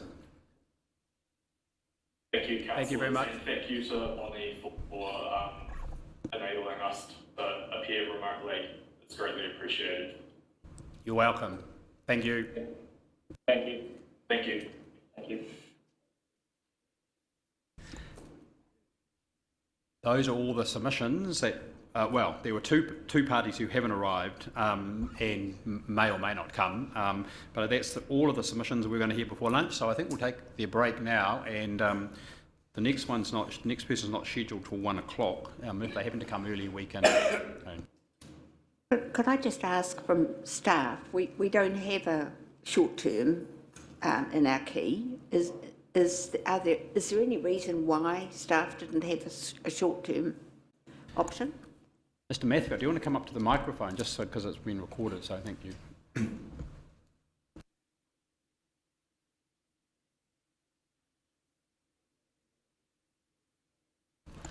Yeah, the hot seat, exactly. Just in terms of timeframes, we use the NPSUD as guidance for the timeframes, but because it's a strategy, we spoke about short to medium terms, which is the 0 to 10 years. So we obviously took the short term in the NPS, which is 0 to 3 years, the medium term, which is up to 10 years. We just combined the two together because I suppose being a strategy, there's, the 0 to 3 years, nothing really typically will change. And we've tried to keep it fairly broad brush. So we thought it would be easier to talk about those time periods, but they're built off the NPSUD. So just about the request to make it short term, are there other areas of land that similarly would be identified as 0 to 3 years? I think it's primarily just that, yeah, because they're in that fast track process. So obviously they want to see more clarity for the 0 to 3 years. And is there any reason why you would not want to have a separate category for 0 to 3? Would that create difficulties? I mean, we could, yeah. I mean, that's, I suppose, part of this would be if you want to, as a committee, see more clarity, we could do that. I think it's useful to raise that, and of course, we'll hear from the other submitters. Hence, partly the question I was asking Somerset about the fast track proposal. Clearly, they're interested in doing it as quickly as possible. So, and so it came down to you could have a short term, or the other side of it, short to medium for them. And I didn't put it directly to them. Did it make a difference? I mean, clearly it does to them. So they clearly want a short term category. So that's something we can consider. Sorry, through Mr. Chair. Damon, just a point of clarification, really. My understanding was the 0 to 3 years. Those are projects that are already on the go right now, right? They've been is that correct? Say Wharenui, for instance. Yeah, typically they would. You know, it's whether processes are underway enough for things to be enabled within 0 to 3 years, and typically a plan change takes up to 3 years. So that's why, in terms of the FDS, we spoke about lumping the short term with the medium term. But yeah, I think in their case it's a bit of a special case in that they've already applied for a fast track consenting process. So I suppose they're wanting an outcome that is I suppose will be realised outside of the normal processes. Just to follow up on that particular question, then they've got 14 hectares out there, right? And they are in the process of developing it now, and they're looking for clarity in the way forward, or where are they in this particular? I'm not quite clear. They've applied for a fast track consenting process, so it's out of the typical statutory timeframes for a plan change. Right. So they would realise that enablement a lot sooner than what a person that, you know, or a group that had applied through the typical process, which would take about 3 years. Yeah. So they've got a point in a sense that they could see it a lot sooner, which in the next year or two. So you, Mr. Chair, Damon, probably maybe it's more of a case of making sure that this, well, I'm not too sure if I'm speaking out of turn, but the FDS doesn't hinder what they're trying to achieve now, rather than putting them in a whole other category. Is that possible, with what we're doing? I think these are sort of things we might want to pick up in our deliberation session. I think what they made clear is part of their fast track, they want to be able to clearly say, within the FDS, you know, we are clearly signalled to go now. I think that's clearly the impression that they want. Just cab off the ranks, you know. So on that basis, I think we'll adjourn now for lunch, and I mean, we might see if any of them can come earlier. Is that possible? Oh, good. Well, so I'll make contact. So we have lunch now. If we can bring some people forward, we'll come back earlier.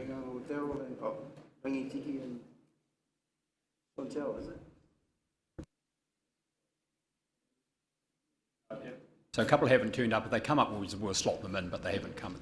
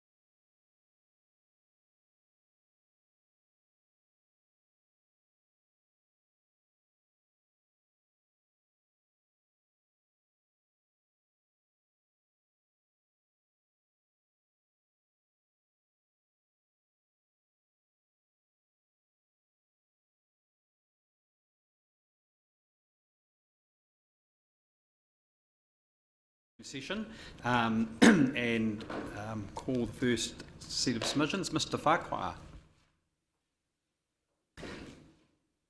Just there's a couple of submissions here. We are trying to keep people on time, so don't be offended if we say your time's up or getting up. You asked for 20 minutes too, so I think we've got plenty of time. Thank you, sir.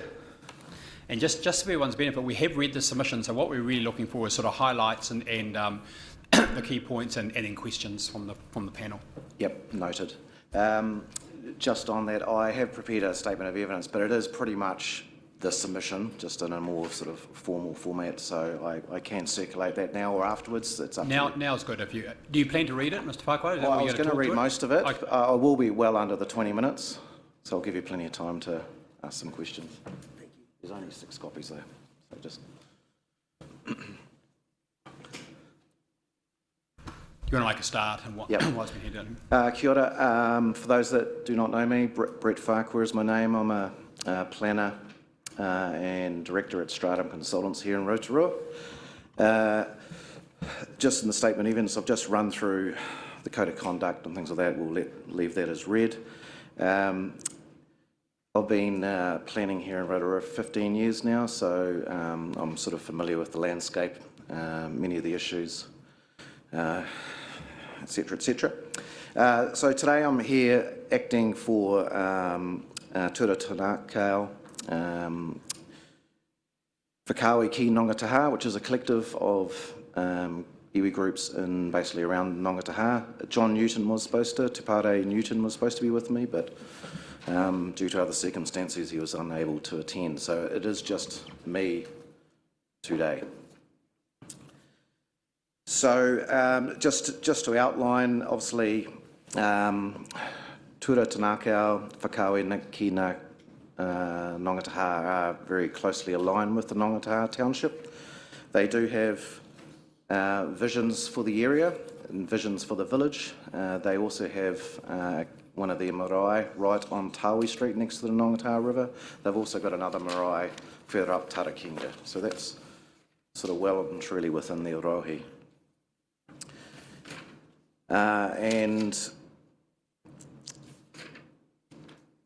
So I'll just move on to the submission points. So one of the first submission points was to do with the residential land. So overall, the collectives support the future development strategy to allow for further residential and business development within the district, and also the reasoning behind the future development strategy. So the collectives support all new proposed residential areas as indicated in the future development strategy, including the Nongataha village. One of their key points they wanted to raise was around the location of industrial land in the village. So they're very passionate about removing that heavy industrial from the centre of Nongataha. This industrial land, and it's approximately 16 hectares, and its industrial businesses is surrounded by residential development to the north, south and west. They actually have a vision for improving Nongataha and its facilities, including a supermarket, shops to service the wider Nongataha and Kaharoa, Hamarana communities, rather than relying on having to come into the city itself. The rail land and the land to the west of the rail land, sort of north of Tawi Street, has been identified for this commercial development in their sort of their master planning exercises that they've been undertaking. And the balance of the land to the east of this railway is identified as residential in the future development strategy, and that's supported. Obviously, they believe there are opportunities to allow for mixed-use development within that area as well, including education, which is something that has sort of popped up on the radar for them. They consider the industrial land in the centre of the village a blight on the landscape, especially being located right across the road from the Parawai marae. There's also a history of industrial businesses contaminating their ancestral land, the Nongataha River, and then obviously Lake Rotorua. And so for these reasons, they would like the industrial land and the businesses operating from them removed. And just on that too, the FDS talks about a medium to long term for that sort of time frame. The collective would rather see that the short to medium term. They want this or that the removal of industrial land to happen sooner rather than later. Just moving on slightly to the side of that is the relocation of the industrial land. So obviously it's supported removing industrial land from Nongataha. However, they do oppose it being located on the foothills of Mount Nongataha along that state highway frontage. Obviously this land is owned by Ngāti Whakaui tribal lands, but they see that land being used for commercial or mainly tourism activities, not heavy industrial. So not a relocation of industrial land from Nongataha, but actually a new tourism-based commercial piece of land. And I've just got a note there, obviously, I think you may have heard from Ngāti Whakaui this morning. I'm not sure if that's the opinion, but that's certainly the opinion of this collective. But obviously, Ngāti Whakaui tribal lands are the landowners of that area. Just a quick note, we have reviewed the submissions and summary feedback requests, and we didn't seem to see that point raised within that document, so I just wanted to make it clearly noted that is a submission from Tura Tanakau ki Nongataha. So, with the removal of industrial land from Nongataha, the collective have land holdings further up State Highway 5, sort of Tarakinga way, and that's the Okahiriki blocks, and I think they are identified in the hatching just on the western side of the left-hand side of that plan there. There's a number of reasons for that. They believe that's more suitable. There's approximately 75 hectares of sort of flattish land that could be used. There's a number of land holdings in there, some of it crown land around the Tarakinga substation. Those could be first cabs off the rank, for example, but there are a number of other land holdings available up there that could allow for an industrial park. And it's got a number of attributes that are positive in terms of being, easy access to the state highway, the railway land if that ever gets going again. The Tarakinga substation's right there, so power is available. It's only 5 minutes out of Nongataha, so it's easily accessible for the village constituents, or even only 15 minutes out of Rotorua. So it's not too far out of the reach, and it's a large enough land that you could actually design an industrial development and screen it and have enough buffering from neighbouring rural lands. So I guess that's a key point from the collective there. Again, just talking about timeframes, so the short to medium term to remove industrial land out there, they would like to see the short to medium term for a rezoning of industrial land up State Highway 5. Okay, so it is disappointing that the future development strategy study area did not include that land. It is a little bit vague. Some plans show that land within the study area, some plans do not. So there's sort of a bit of a misalignment between the plans. But the area of interest study should have been widened to investigate that opportunity further and certainly more closely, especially with willing landowners to facilitate this potential option of locating industrial land to this location. In my opinion, this is quite short-sighted and would have been quite apparent as a more than viable option to investigate further with adequate consultation with the collective.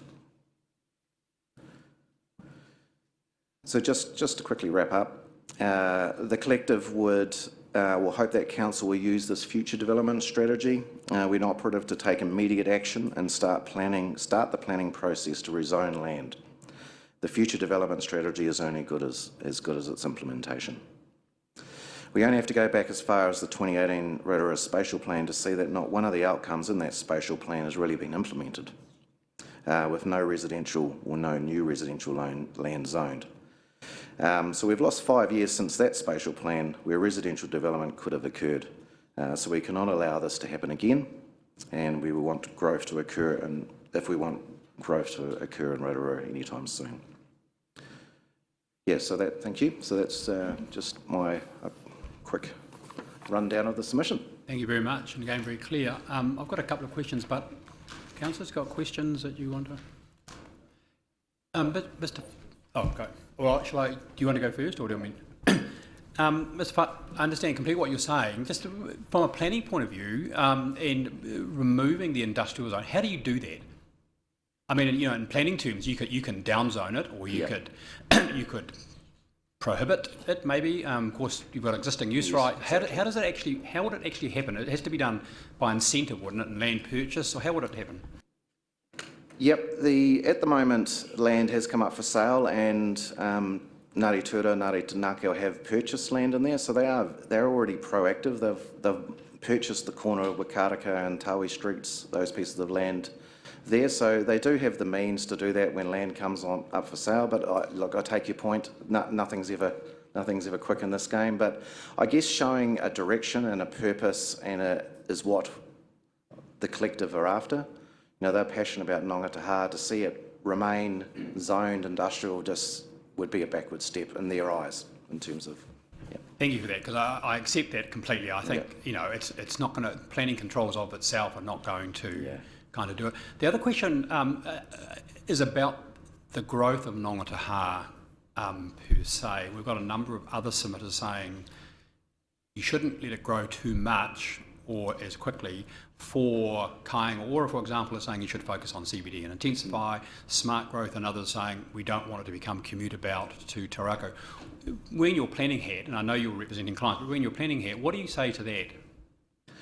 I guess one of the key things with Nongataha is the roading network. I mean, there's a state highway, or a very busy state highway that rolls through that, so that's probably one of the key things that they need to get right to allow for expansion. And I guess expansion happens over time, but it's not just the village.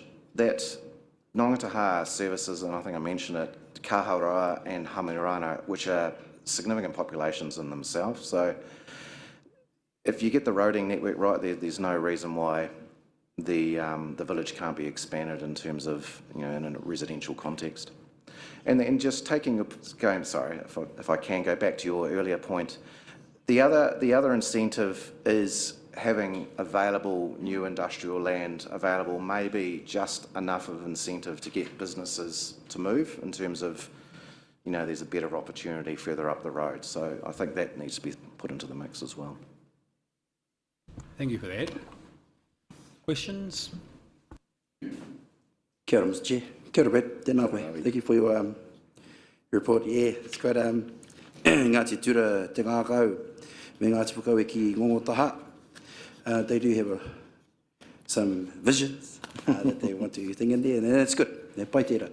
Just wanted to ask around, you mentioned the Okoheriki blocks? Yes. Somewhere around in your submission. Are those blocks owned by the trust, or are they saying those, because I know I'm an owner in a couple of different Okoheriki blocks. Yes. Which blocks are they actually referring to? May I point? If I can ask. Sorry. So these blocks here are owned by the trust. These ones here, that's the Tarakinga substation, there's the marae in there. Tarakinga substation, this is owned by Crown Land. I believe they have serious interest in acquiring it. Thank you. Goodbye. My second question was just around the, just getting clarification around the, I think you mentioned, where was it? That you, Ngāti Tura, Ngāti Tāngākau, Ngāti Whakau ki Ngongotaha were supportive of moving the industrial out of that area and want it done soon rather than later. Yes. But they weren't supportive of where a parcel of land on the foothills, was the eastern foothills of Ngongotaha, I think you mentioned. Could you just point out which part you mean? I'm trying to visualise it. Thank you. So these lands here are owned by Ngāti Whakau, and that one there, owned by Ngāti Whakau Travellands. There is comments in the future development strategy about this industrial here being relocated into here. I guess that is what is not supported. this land always has been, or certainly this land through here has always been earmarked for future tourism land, natural progression from north. So rather than having industrial land, heavy industrial land go in there, it should head up here. Yes, smaller commercial tourism land, yes, that's fine. Thank you for that clarification. Thank you, Brett. Kia ora. All right. Councillor Kaifong. Thank you, Chair. Brett, just a question then. Are we shifting the problem down the road where if you currently look at what's proposed there, you've got the new residential, which will now be on the back of the new industrial, which is the concern that you just raised with where it's currently at. Yes. So are we not shifting it down the road? Kicking the can down the road. Look, I think the beautiful thing about creating a new zone is you can put controls around it, and you can design it with setbacks and planting and measures or mitigation measures like that. When things have happened historically, you know, the village was of a certain size. That was a logical place for the mills and things like that. Obviously, the village has grown around it, whereas you do have the ability to set up planning controls and mitigation measures to stop sort of that, you know, interboundary issues. The other point, if I may, is although this is the whole block, it's more likely that area through there that's quite steep. It's the headlands of the Rangataha through there, so it is likely to be the western end of those blocks. The more logical, or the flatter land that's more logical to develop.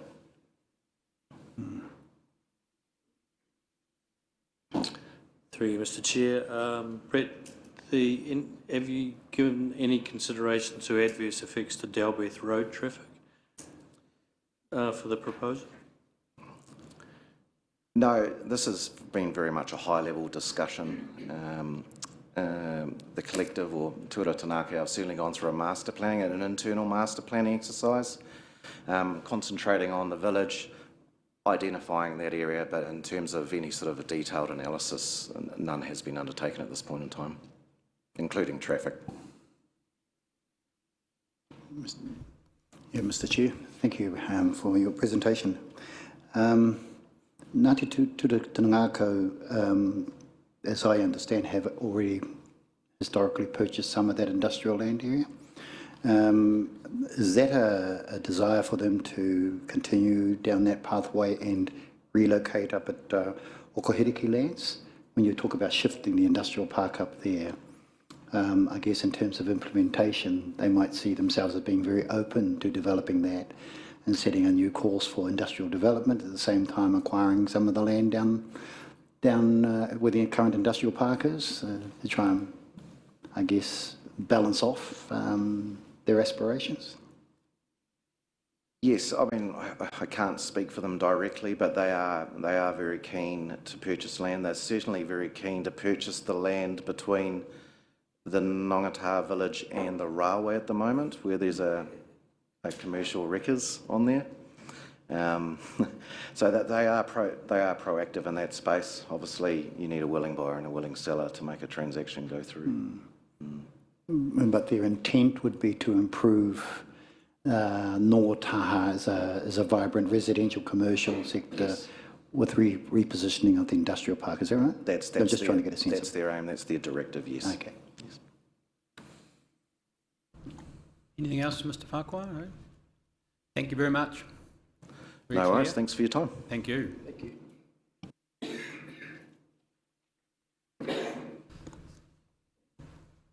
Mr. Clark, is it? This is in Coming remotely. Okay, great. Thank you. Mr. Clark for Mackenzie and Co. Thank you. 546, 568 Ngātaha Road.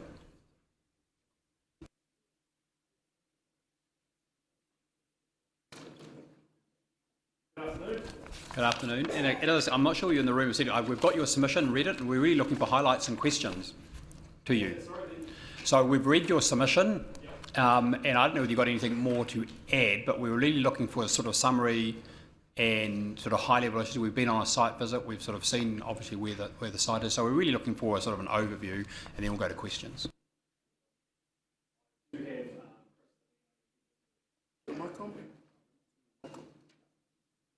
you hear me now? That sounds a bit crisper, doesn't it? So yes, I did take it that the submission has been read. I didn't really wish to raise any further points since the summary of submissions that was issued last week.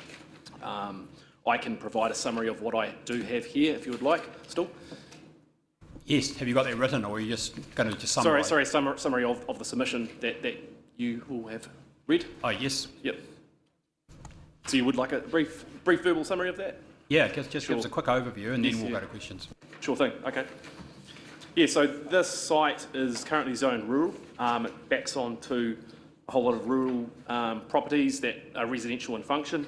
It adjoins commercial site to the south and rural land to the east.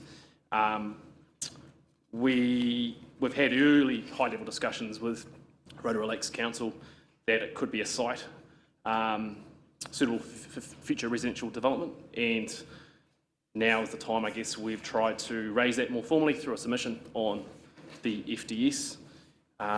We haven't really questioned the framework that was applied to assessing sites. We agree with that, and we've gone through and undertaken a very high-level assessment of the kind of outcomes and constraints in the technical document to kind of assist the panel with how we feel our site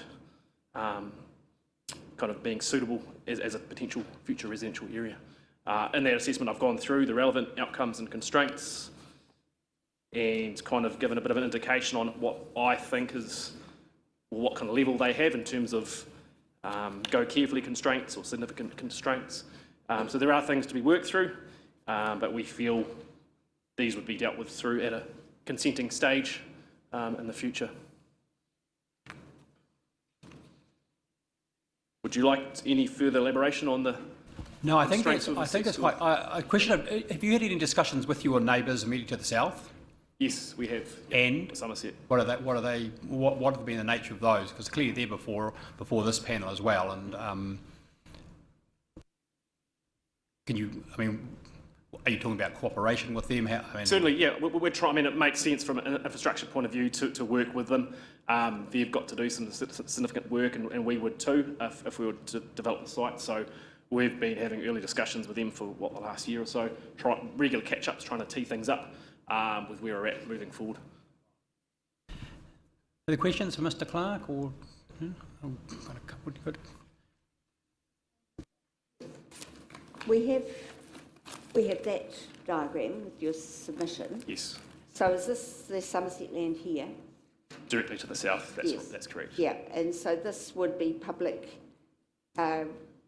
environmental space, would it? Yes. Yeah. Can I talk? Yeah, sure. Yeah, well, I've just been down there now and we've done a major work dealing with the regional council also. And when I first purchased the property, I was told it was a stunning oasis that an ex-farmer had built, and he'd put bridges. It was, yeah, you could see it was quite beautiful, but it would unfortunately let go very, very badly. The waterways were contaminated, stock was running all over the property. It was, to be honest, a bit of a mess. So we took the stock off, we took the fencing out, and we've just been working with council now, and we've done a respray program. We're clearing the canals and all the channels down on both or one side of the property, and they're about to come in and do a replanting of natives through that whole area. And it's going to give it 2 or 3 months, it will look stunning, and the whole plan is to keep that intact, and it's a natural spring. And I'm pretty passionate about having water going into the lake. I've been a resident of Rotorua for close to 30 years, and we've all got an obligation to do something about waterways, and that was one of the keys to getting rid of stock.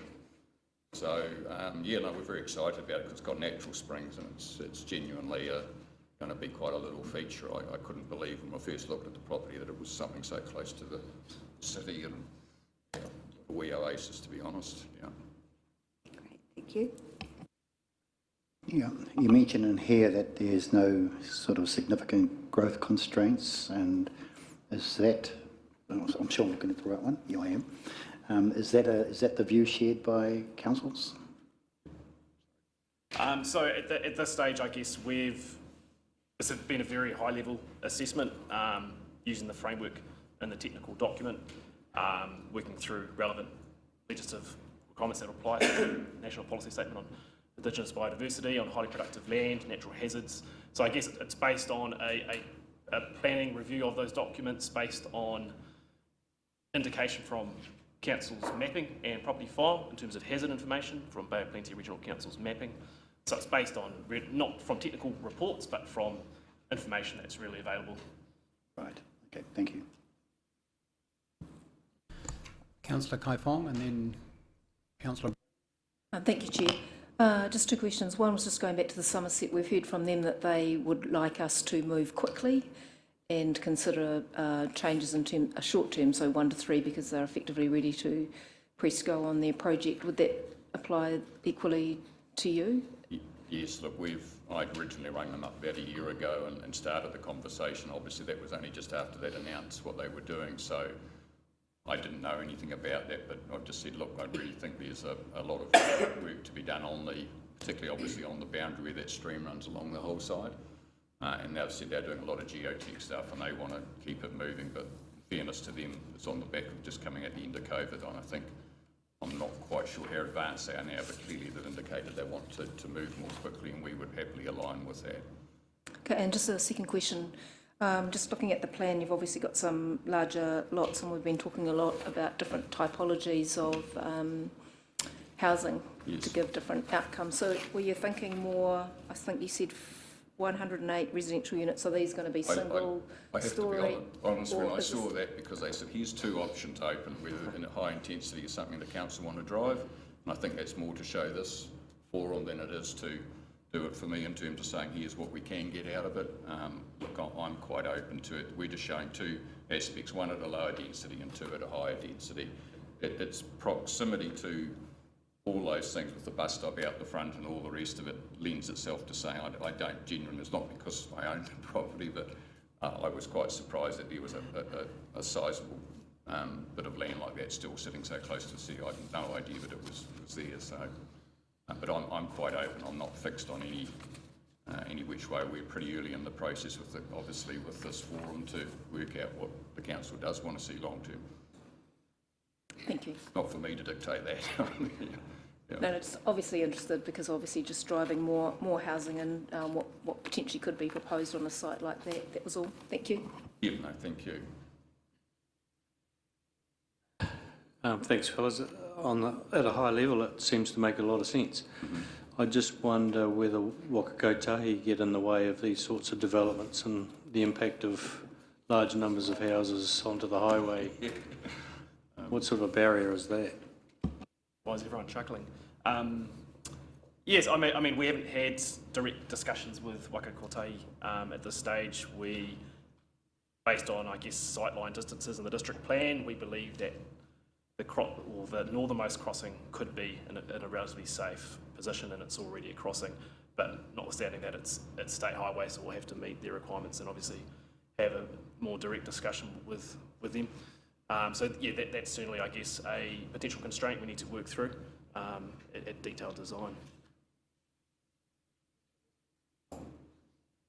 Just a couple. So, I mean, basically, what you're really arguing. This is essentially a logical extension. If some urban in a future development strategy sense was to identify, you think we were joining, it's logical to it. I'm not over the detail of Plan Change 9, and I know that's urban, but were you involved in Plan Change 9 and attempting to use that vehicle to get a rezoning? No. No, I can understand that because it's zoned rural. I know in other jurisdictions, legal submissions have been made to say that it's open to at least through the IPI process to consider rural land, but you haven't gone through that process. That's correct. No. Okay, no, that's good. Thank you. All understood. Anything else? Just again, thank you. I think what you're asking for is very clear. I understand that. So appreciate all your time. Thank you. Yeah, thank you very much. Thank you. Thanks very much. Kia ora.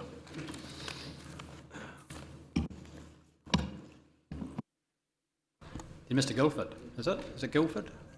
Gifford. Oh, Gifford. Oh, Gifford. Yes, I was reading. Yes, I need to get some new glasses.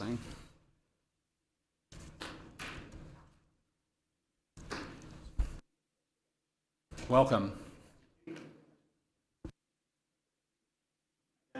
You probably heard me say again, we've got your submission and have read it, so we're really looking, and I think the points you're making are quite obvious in a sense, but I'll hand over to you. Cool, thank you. Tēnā koutou katoa. Ko John Gifford, tōku atoa. So my name's John Gifford and I'm representing the Lakes Water Quality Society. And thank you for the opportunity to be able to present to this hearing today. We always welcome opportunities to advocate on behalf of the lakes and the lake water quality, especially given the importance of the lakes to the Rotorua area. The Lakes Water Quality Society is a community advocacy group for the lakes, but we're not just driven by passion and interest. We also have a very strong interest in the science and technical information, which has been provided through a range of community events and, of course, our symposia over the last 20 years. We've had 12 of those events. In making this submission, I'll make the assumption, and as asked, that you've read through it, and today I'm just really going to emphasise some of the key points. I'd also like to emphasise that we really appreciate the work that the Council and the Regional Council has done over a sustained period of time focused on improving the lake water quality. But simply, we feel that the current plan is not explicit enough about how the lakes are to be protected and further restored in the context of future urban development and industrial development. Lakes Water Quality Society, we're not against development. We just want to see the use of best practice and wise consideration of the future development of Rotorua.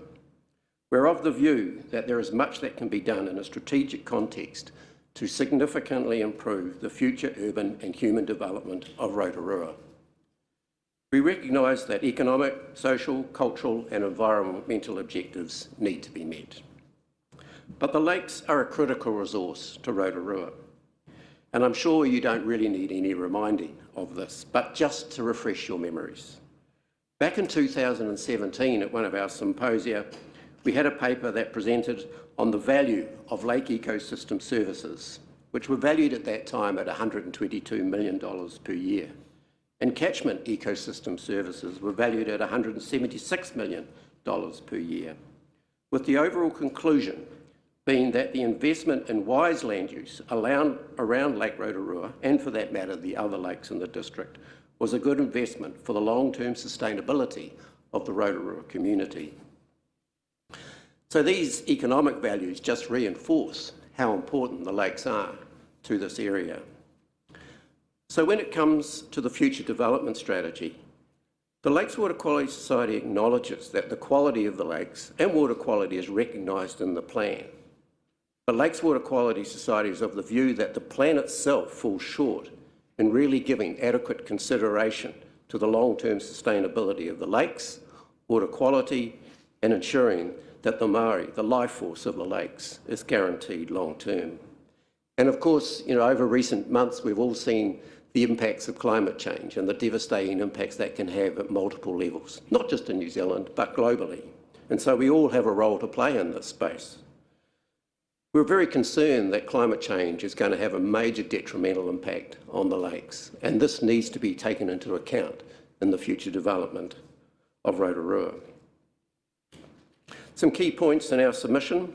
We raised the question about the application of Te Mana O2Y.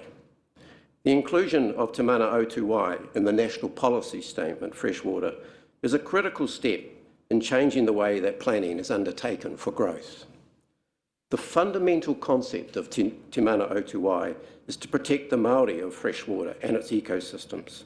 But most importantly, it establishes a hierarchy of obligations in planning, with the first being to the water and to protect the health and Maori of those water resources.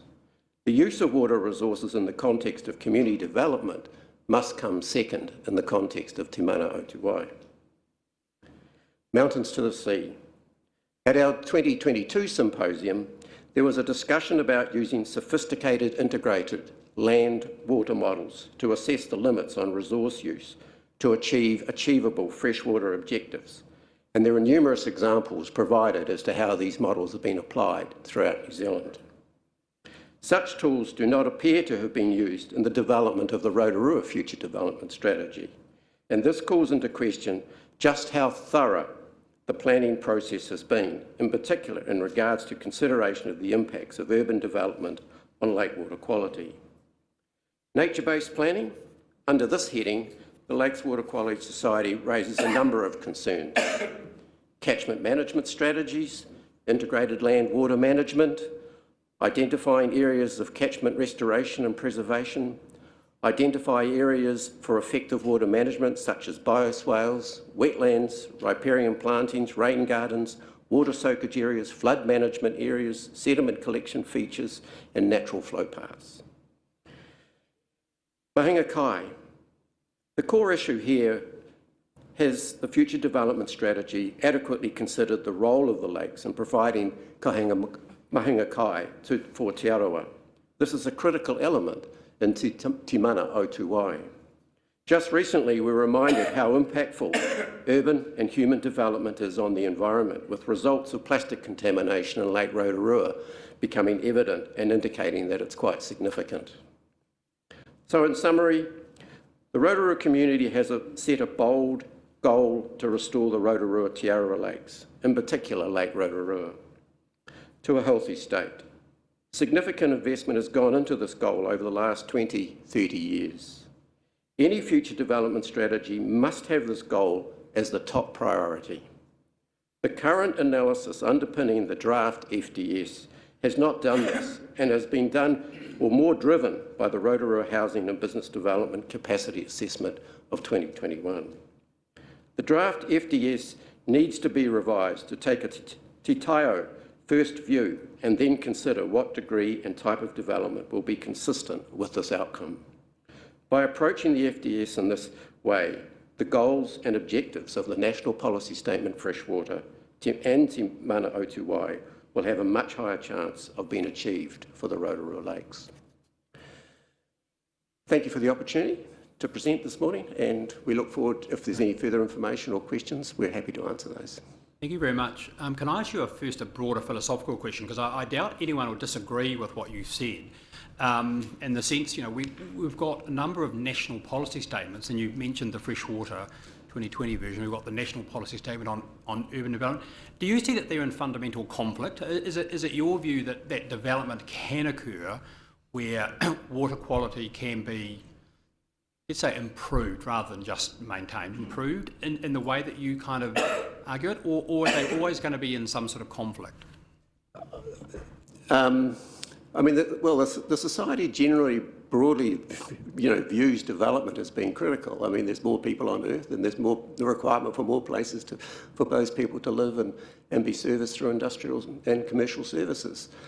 But I think the key question is the use of the best practice tools to derive the outcomes that we all seek.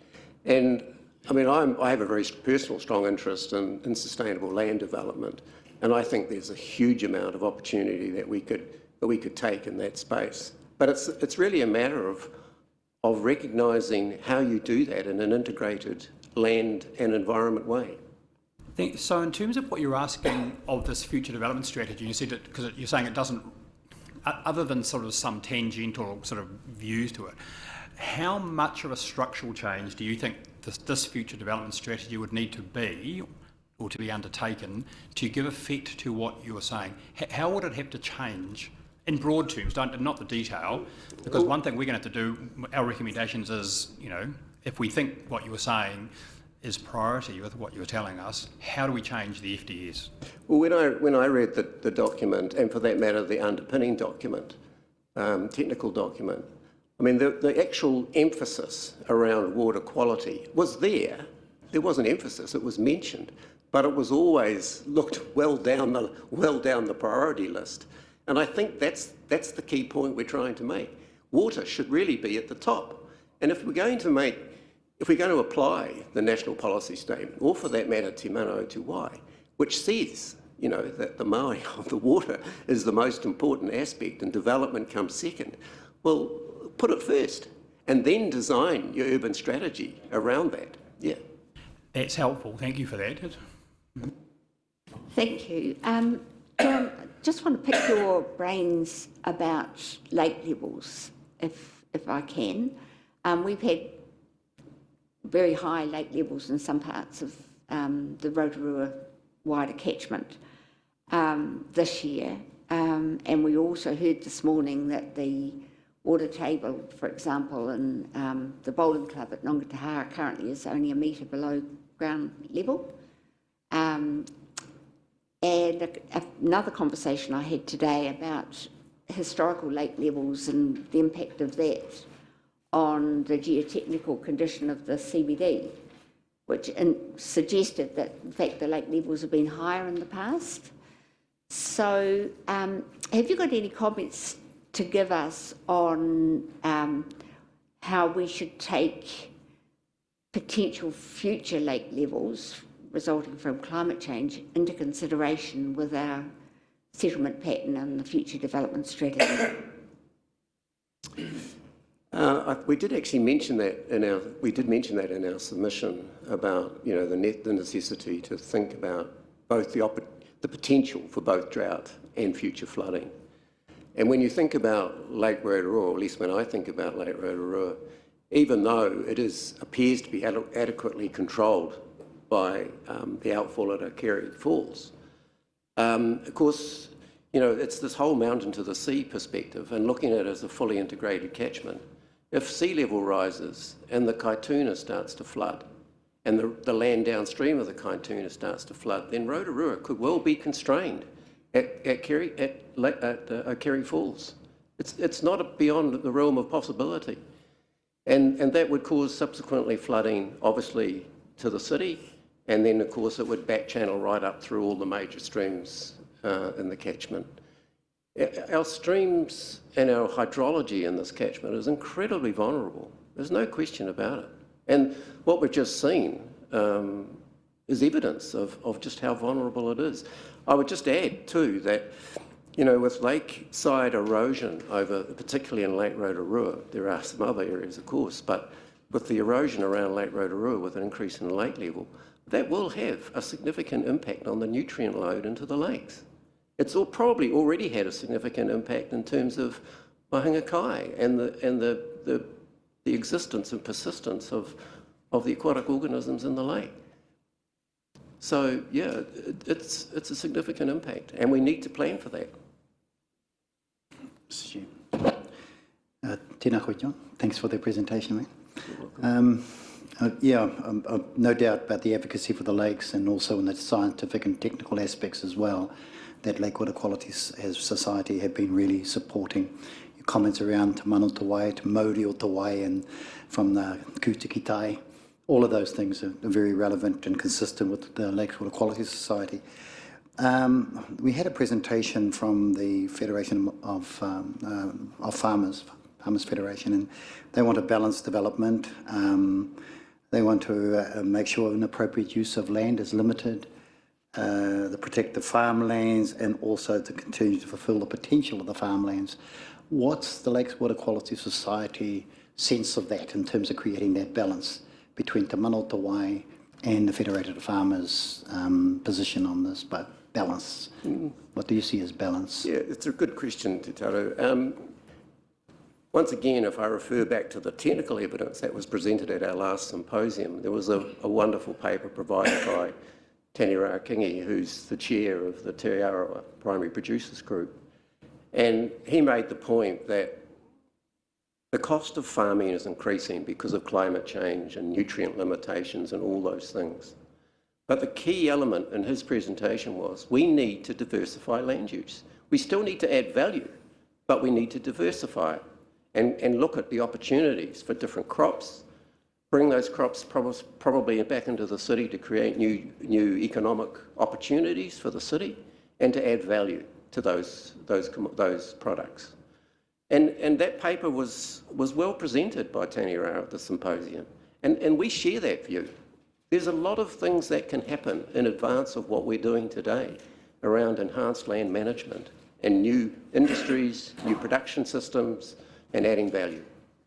And they will be more environmentally compatible than just carrying on with the existing system of production and industrialisation. So you don't see the FDS as it sits right now as sort of promoting with added strength that conversation? Well, I certainly didn't read any sort of innovative change in land use in the context of the future development strategy.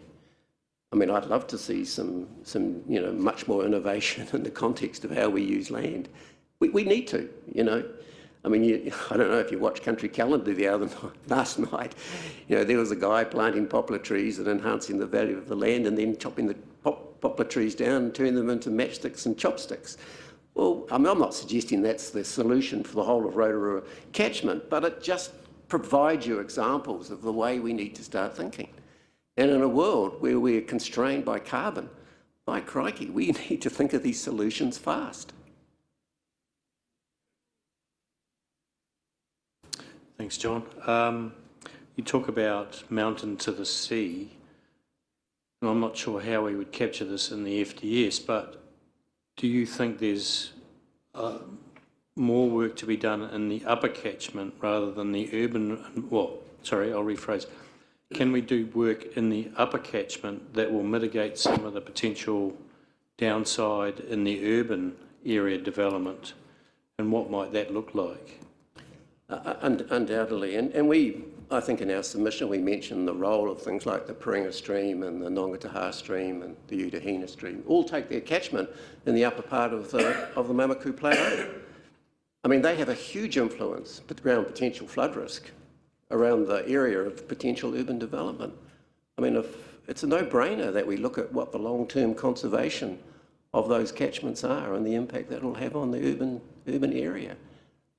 Undoubtedly. And in our submission, we sort of start to list some of the options, the bioswales, development of riparian plantings and all those different strategies. There's evidence that they work. So why would we not start to include them into our own future development strategy?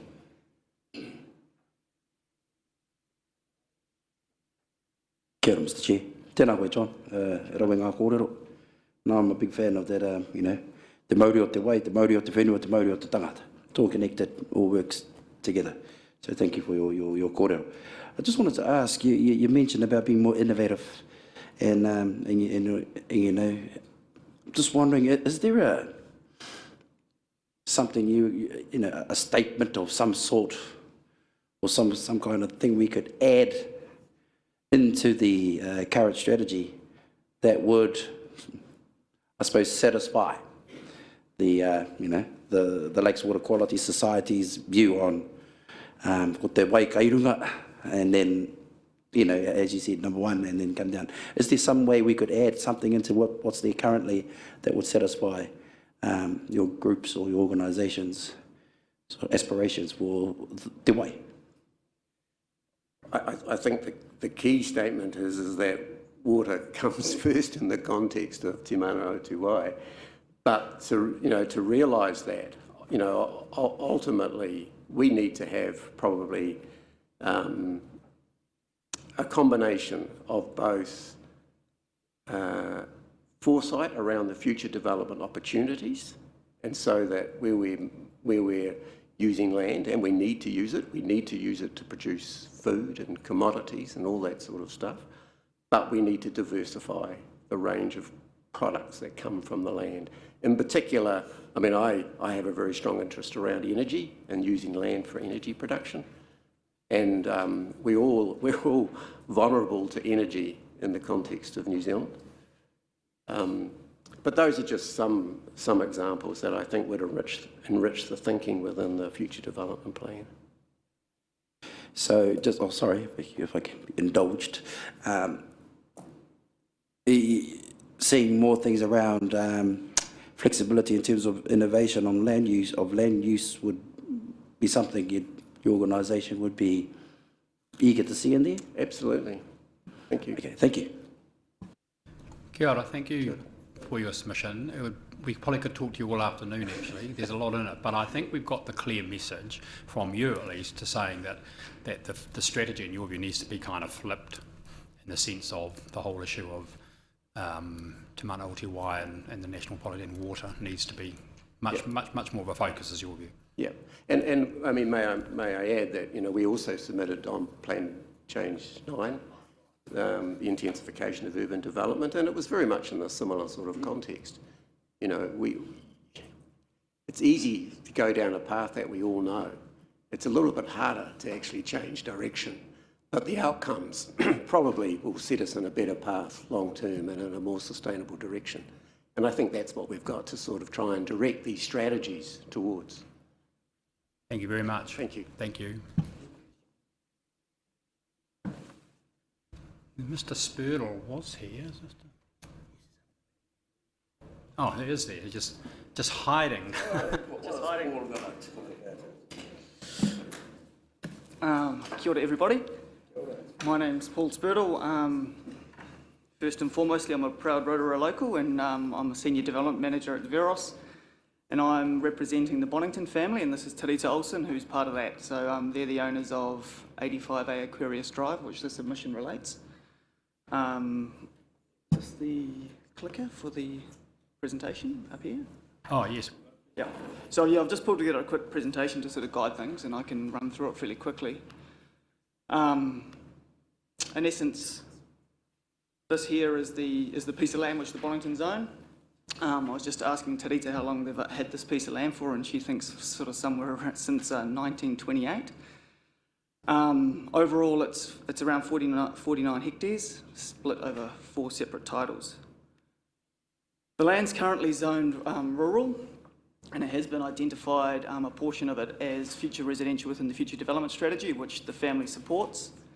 It is surrounded to the south by residential, 2 sections to the west, the one owned by Somerset, which I understand you've had a submission on behalf, and then also another section just immediately abutting that to the north, which we just heard a submission on, has been asked to be included in the future development strategy as residential.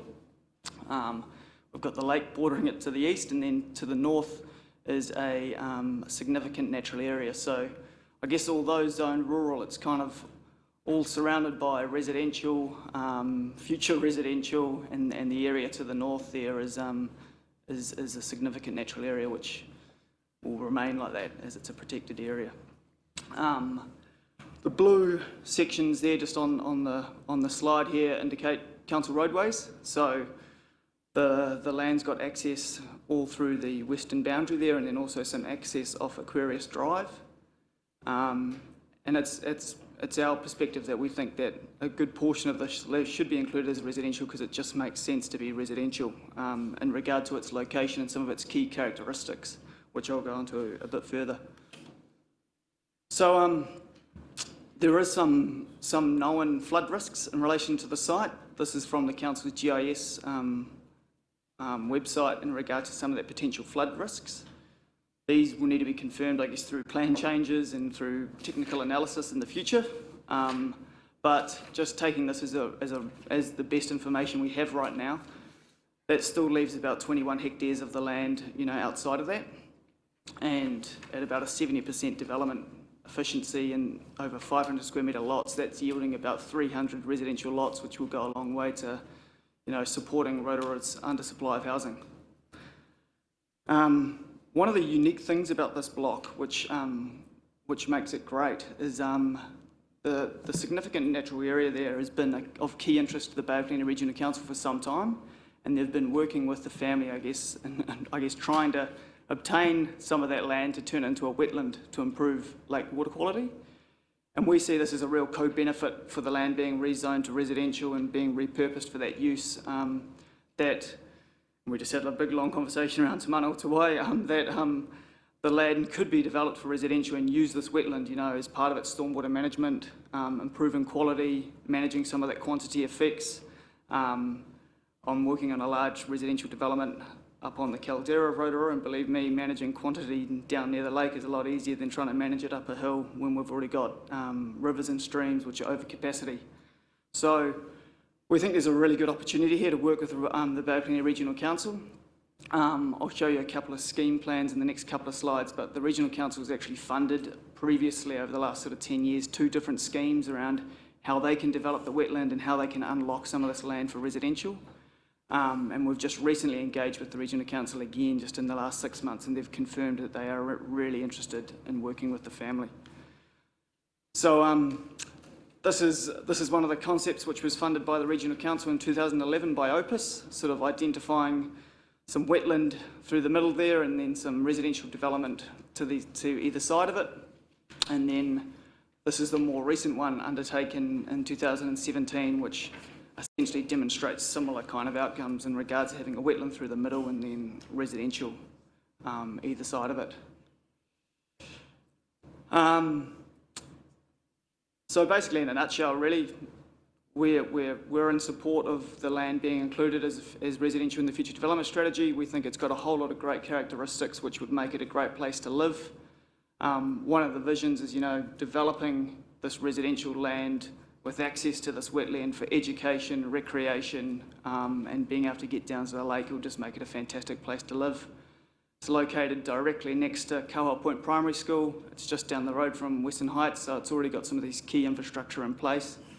And although there are some development constraints, we think that they can likely be, avoided or managed. And there's clearly a large regulatory process to go through to really unlock this land in terms of its zoning. I think the Bay of Plenty Regional Council relationships are a really strong one and a good one, which we're keen to work on. I talked about Te Manawatū and best practice stormwater management, which this block presents. And then a really crucial thing for Rotorua actually is that the land is general residential freehold land, and that's really important for residential. We've got a lot of multiply owned Māori land in Rotorua, and it's not so good for typical residential development. Doesn't necessarily always work, and in which this case, this isn't that, so good for the general market. And this, just in regard to the 3 key points, so we support the inclusion of the rear of the land as future residential. Just a minor technicality, we also would like this northern triangle title which they own also to be included as residential, and then also just the remainder of the land just to be included as future rural residential, just to recognise that it won't be used as rural, and hey, there could be some opportunity in the future to have 1 or 2 house sites throughout the land. So that's that essentially sums it up. Thank you for that. Again, very clear what you're asking for. Councillor, questions? Right? Yeah, thank you for your presentations. Really enjoyed that. We did go around on was it a regional council tour and have a look at your site some time back, and so really did enjoy it. Constraints. You mentioned, something about constraints. What sort of constraints do you see in terms of progressing from where you are to where you want to be? It's really the zoning is one of the main key constraints, that from the family has been clear that they're not developers. They want to unlock some of the value of the land. And from a developer's perspective, I guess its current rural status is one of the key uncertainties in changing that. There are other development constraints, but point me to a big piece of land in New Zealand that doesn't have some development constraints in regard to residential, and I'll be pretty surprised. So there will certainly be some constraints. We work on projects across New Zealand, and they are everywhere. But in regard to these ones, I guess the key thing is undoubtedly there'll be some geotechnical stuff. It's close to the lake. These types of developments across Rotorua are happening all the time. They can be avoided with TC2 foundations and approaches around that. And then also, I guess that flooding and risk will be really need to understood in further detail. Yeah, no, thank you. It does seem quite a logical opportunity. In the wetlands, the idea is quite a nice one. So, yeah, thank you.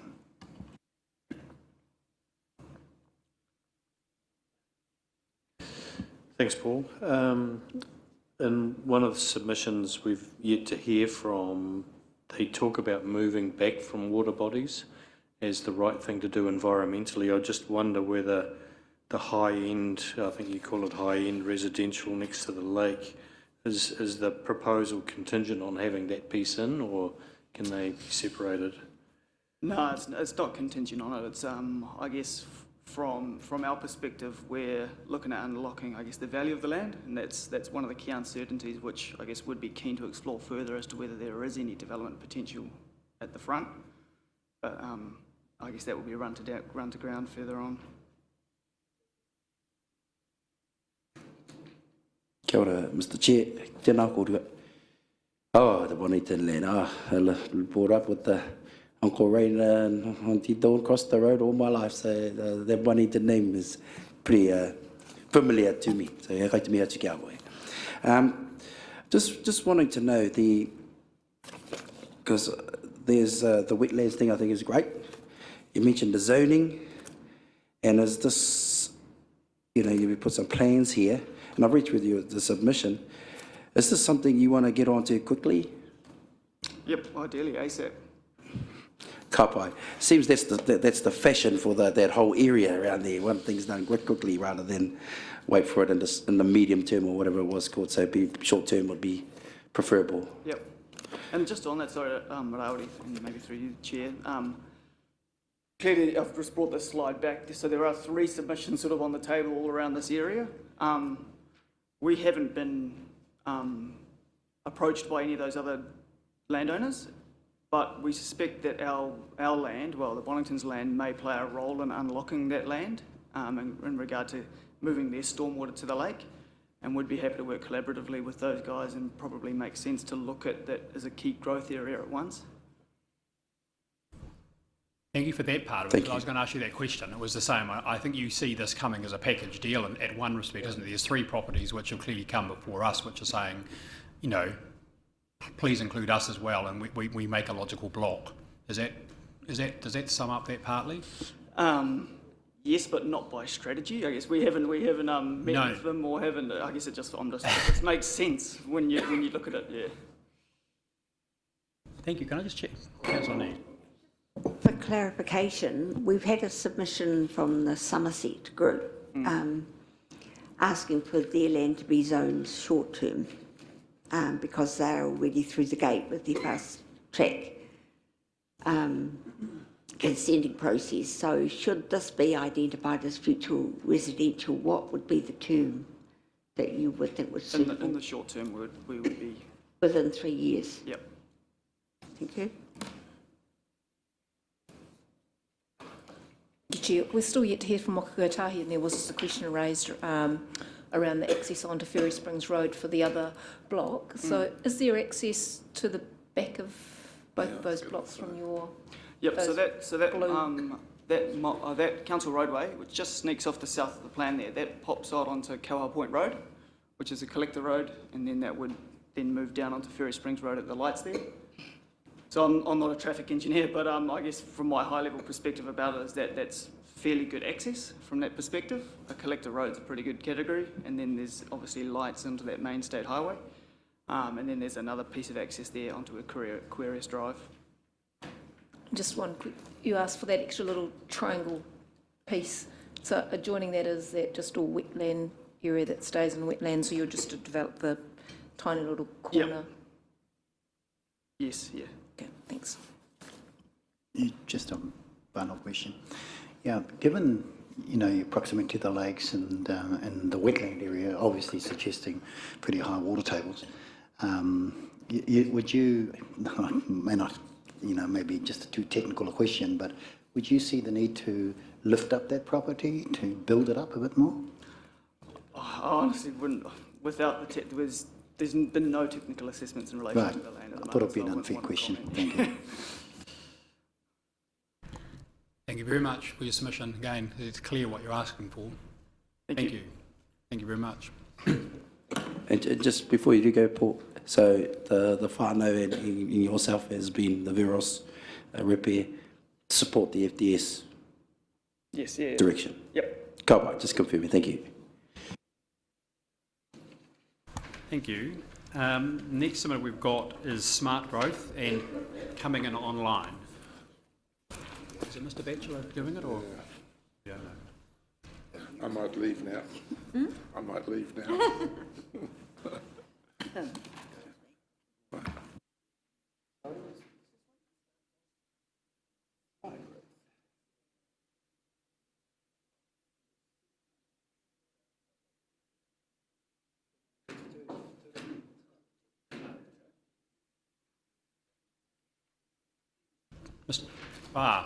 We've got Mr. Turner, Mr. Batchelor. Can you hear us? Yes, I can. Yep, and I can too, loud and clear. Great. Sure, thank you. Thank you. The floor is yours. You've asked for 15 minutes. So happy to hear from you. Thank you. Oh, sorry, yes. I just wanted to reflect my conflict of interest as a member of this strategic leadership group of smart growth. Thank you. Thank you, Councillor Neves. Thank you very much. Welcome, gentlemen. Kia ora koutou. I'll lead off. I will just introduce ourselves first, and then we'll share a brief presentation between myself and Andrew. I'm Craig Batchelor. I'm the Strategic Advisor to Smart Growth. I'm an independent consultant, and I provide advice to the Smart Growth Partnership, which is the Regional Council, Tauranga City Council, Western Bay of Plenty District Council, iwi representatives and central government. I've been in the role now for only a few months. In fact, this more FDS proposal came sort of up quite early in my involvement with Smart Growth. But yeah, really interested in what you're doing, and it aligns closely with Smart Growth. I'll just hand over to Andrew to introduce himself. Kia ora koutou, afternoon. Andrew Turner, I'm the independent chair of Smart Growth. I've been in the role just over 1 month, so like Craig, relatively new in the role. Certainly have taken an interest in the strategy that we're presenting on this afternoon, and I'll be happy to provide an update on our own strategy refresh later on in this presentation. Andrew. In a submission that was put forward by Smart Growth, there are sort of two main themes. The first being transport, interregional transport, and the second being the development of the Smart Growth strategy, which is ongoing at the moment. In terms of the transport issues, I'll pick up that, and Andrew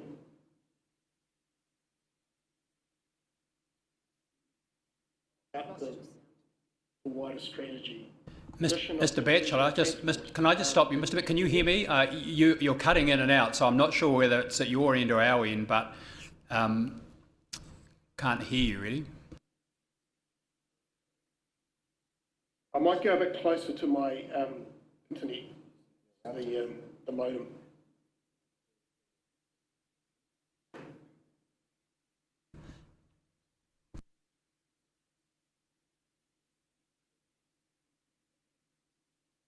Is that better?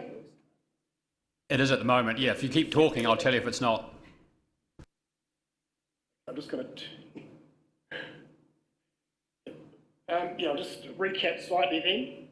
So, the submission covers two main aspects, one being interregional transport, and the second is the progress in our own strategy and how that interrelates with the work that is happening in Rotorua. So I'll talk about the transport matters, and Andrew will pick up the wider strategy. And like Rotorua and Whakaria Bay to... Apologies, I've actually got two hearings going on at the same time.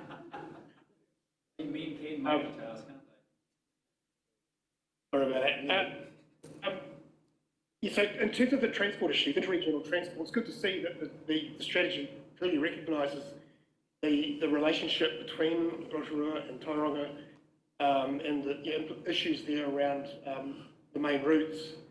Our submission does raise a concern about the commute between Tauriko and the western parts of Rotorua and the sort of long-term implications of that route and the potential for long-term capital works being required to deal with increased trafficking. We don't, not necessarily saying there is a problem, but we think it's an issue that does need to be explored to some level. And it may be that the attraction between the two centres isn't as spatially specific as Western Rotorua. It may be wider than that. So I think it is a matter that needs to be understood so that any long-term issues can be identified and addressed. And we're not suggesting any change at the present time other than to look at your implementation plan and consider putting in place some action around working collaboratively with Smart Growth on the assessment of those effects. And we've noted in the submission an example where we're working in a similar way with the future-proof Waikato regional strategy, their team, both of the governance entities between those two partnerships have agreed to collaborate to look at the interregional transport matters, and we've kicked that work off quite recently, and at the moment we're doing a stock take of current policy decisions and commitments to give one view across between the regions of what's currently on the drawing board. So yeah, we're right in the thick of that at the moment. And we've similar for future proof, that will be an ongoing action in our implementation plan to follow through on that. Similarly, we're looking to Eastern Bay of Plenty when they come forward with their FDS, similar issues there around looking at those interregional routes. Now, my understanding is there's not a lot of analysis of traffic effects between regions. It's very much within the regions themselves where the modelling's undertaken. My understanding is that there hasn't been a lot of attention paid to that interregional impact. So happy to take any questions on the transport issues there before I hand over to Andrew, if that suits. I wonder whether we should have the full presentation and then we can come back and pose questions and the most appropriate person can answer it. Okay. Andrew, do you want to pick up from there and talk about our strategy? Indeed.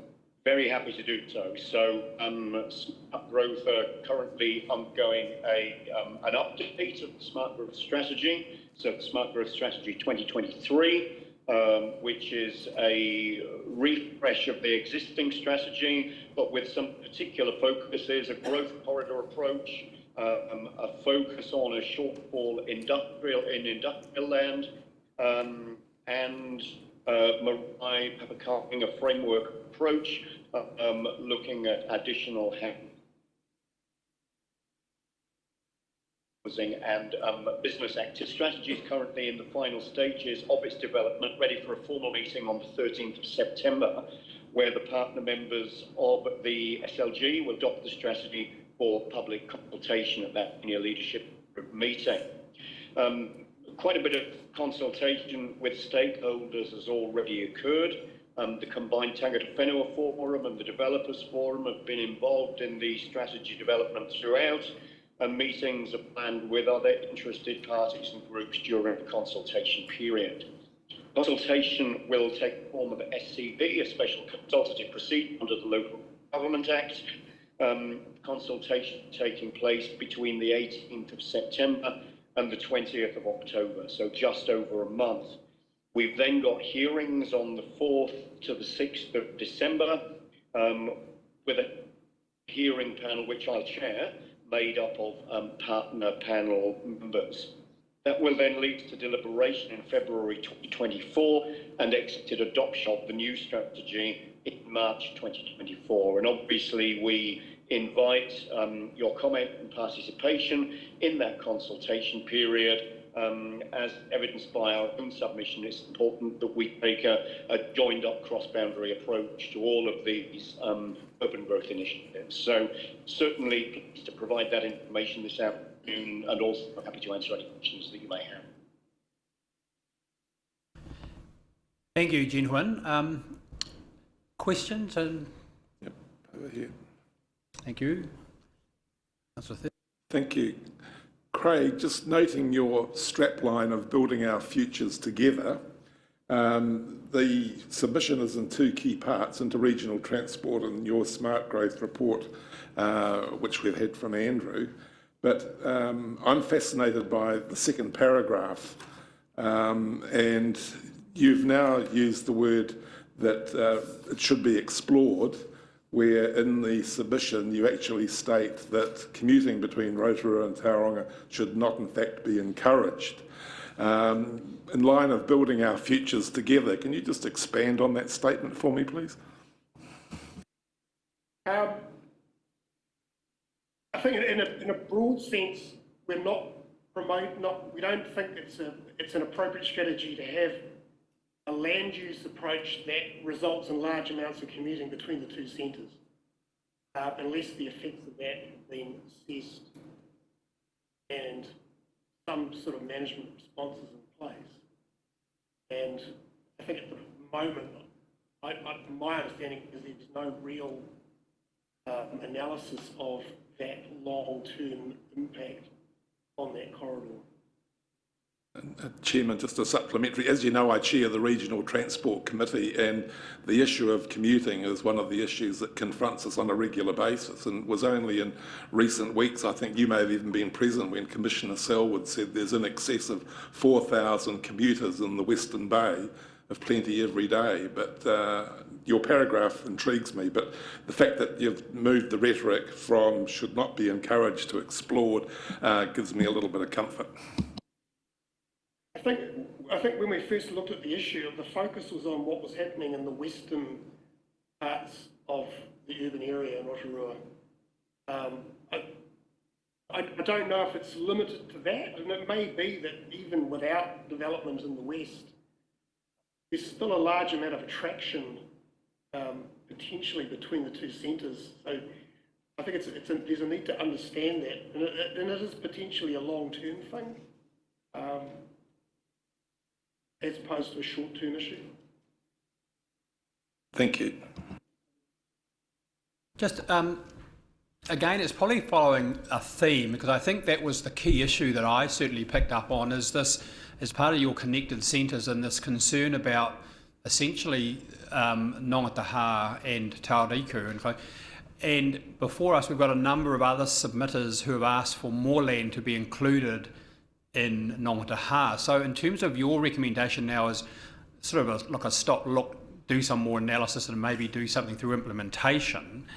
What would be your view though about adding more capacity, well at least at a strategic level in an FDS in relation to the West and Nongataha?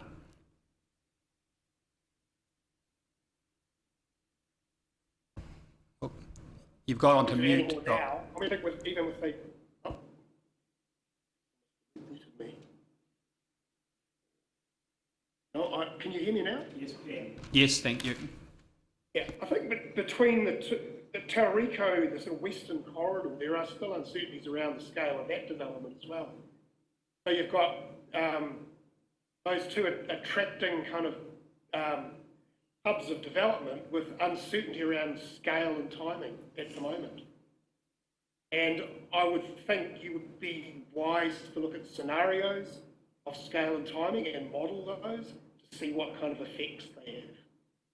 And as I sort of mentioned earlier, I'm certainly in terms of Waikato to Bay of Plenty, there is not a lot of modelling on transport effects. And I'm imagining, I don't know, but I'm imagining that little has been done in this corridor either. It might wait. Sorry? I think that satisfies me anyway. Is it anything else for smart growth? Thank you both, gentlemen, for your presentation. It's clear to us. Thank you. Thank you. Thank you very much. Thank you, Mr. Chair. Thank you very much indeed. Thank you. Thank you. And then the final submitter today is Chorus et al., Spark Chorus et al., and they're coming on online as well. And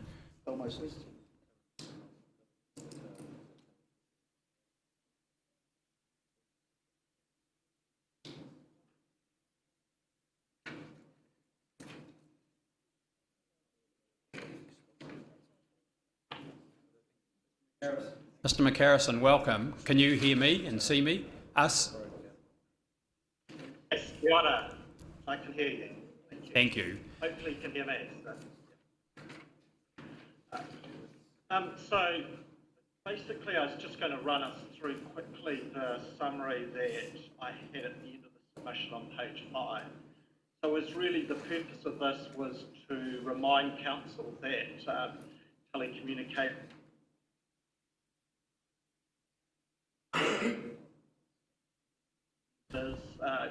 you will have seen a couple of changes in how the industry is structured with two new players that own the poles and cabinets, which we have our networks on. So Connexa and 40 South. 40 South looks after One New Zealand, so the old Vodafone, and Connexa owns most of the Spark and the 2 Degrees passive networks. And I've put some diagrams at the end.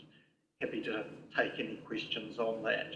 What we've noticed within the strategy was still the lack of recognition of the significance of telecommunications and probably other network utilities being provided for and recognised that with any development, new and existing, then you need to plan and engage with ourselves, basically. And that's the kind of, as far as we've got, quite keen to have the district plan reviewed around the infrastructure section for telecommunication cell sites, the new Plan Change 9, higher buildings do impact on our ability to build infrastructure because of the existing heights that we're limited to within the infrastructure chapter of the district plan. And so Plan Change 9 was out of scope for us to submit to make those sort of requests, which is why we didn't do that. That's really about it. Happy to take questions. Thank you, Mr. McCarrison. I've got a couple, but I'll questions from the. Ms. Can I just again? I can understand your concern about the lack of recognition, and that's clearly one of the things that you've asked for. But then you've also asked for some, and I think if the panel were minded, I suspect because you've given us some suggested wording to consider, which is helpful. But there are some other things in there, like this is on your page 5 and 6. Set out the framework for communication and outline the district plan changes. And I'm just wondering, on reflection, whether those are too specific for a future development strategy. I understand the concerns, but do you see the future development strategy really as setting up the platform for those things as rather than being the vehicle to express them? Yes. Definitely see it as a platform to set the future forward rather than necessarily set them out, although we do notice that some of the future development strategies have highlighted planned work that's going to be done. Right. Auckland's is an example of set out the types of plan changes, the changes to the unitary plan. I think Christchurch might also be looking at doing something like that. So it's kind of a scope piece for future work. And then the other one around infrastructure, working group, communication sort of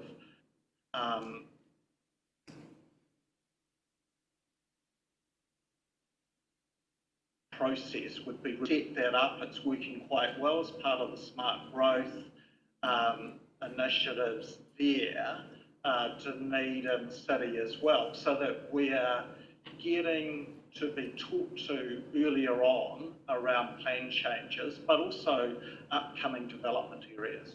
So we've found that quite useful. It's quite intense, but it is useful for the whole community. Thank you for that. There are a couple of places we just cut out. If we were to look at another example, what is an example of an FDF that you think covers off your issues well, other than Christchurch? Tauranga would be the key example, yeah.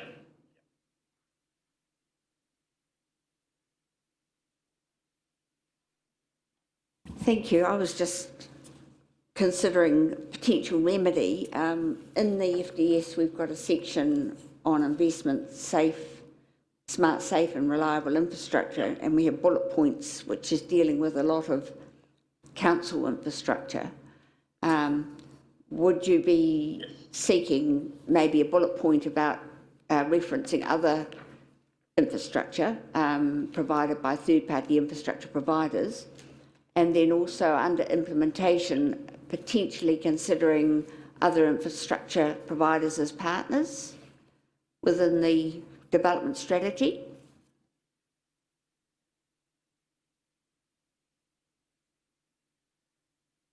Yes.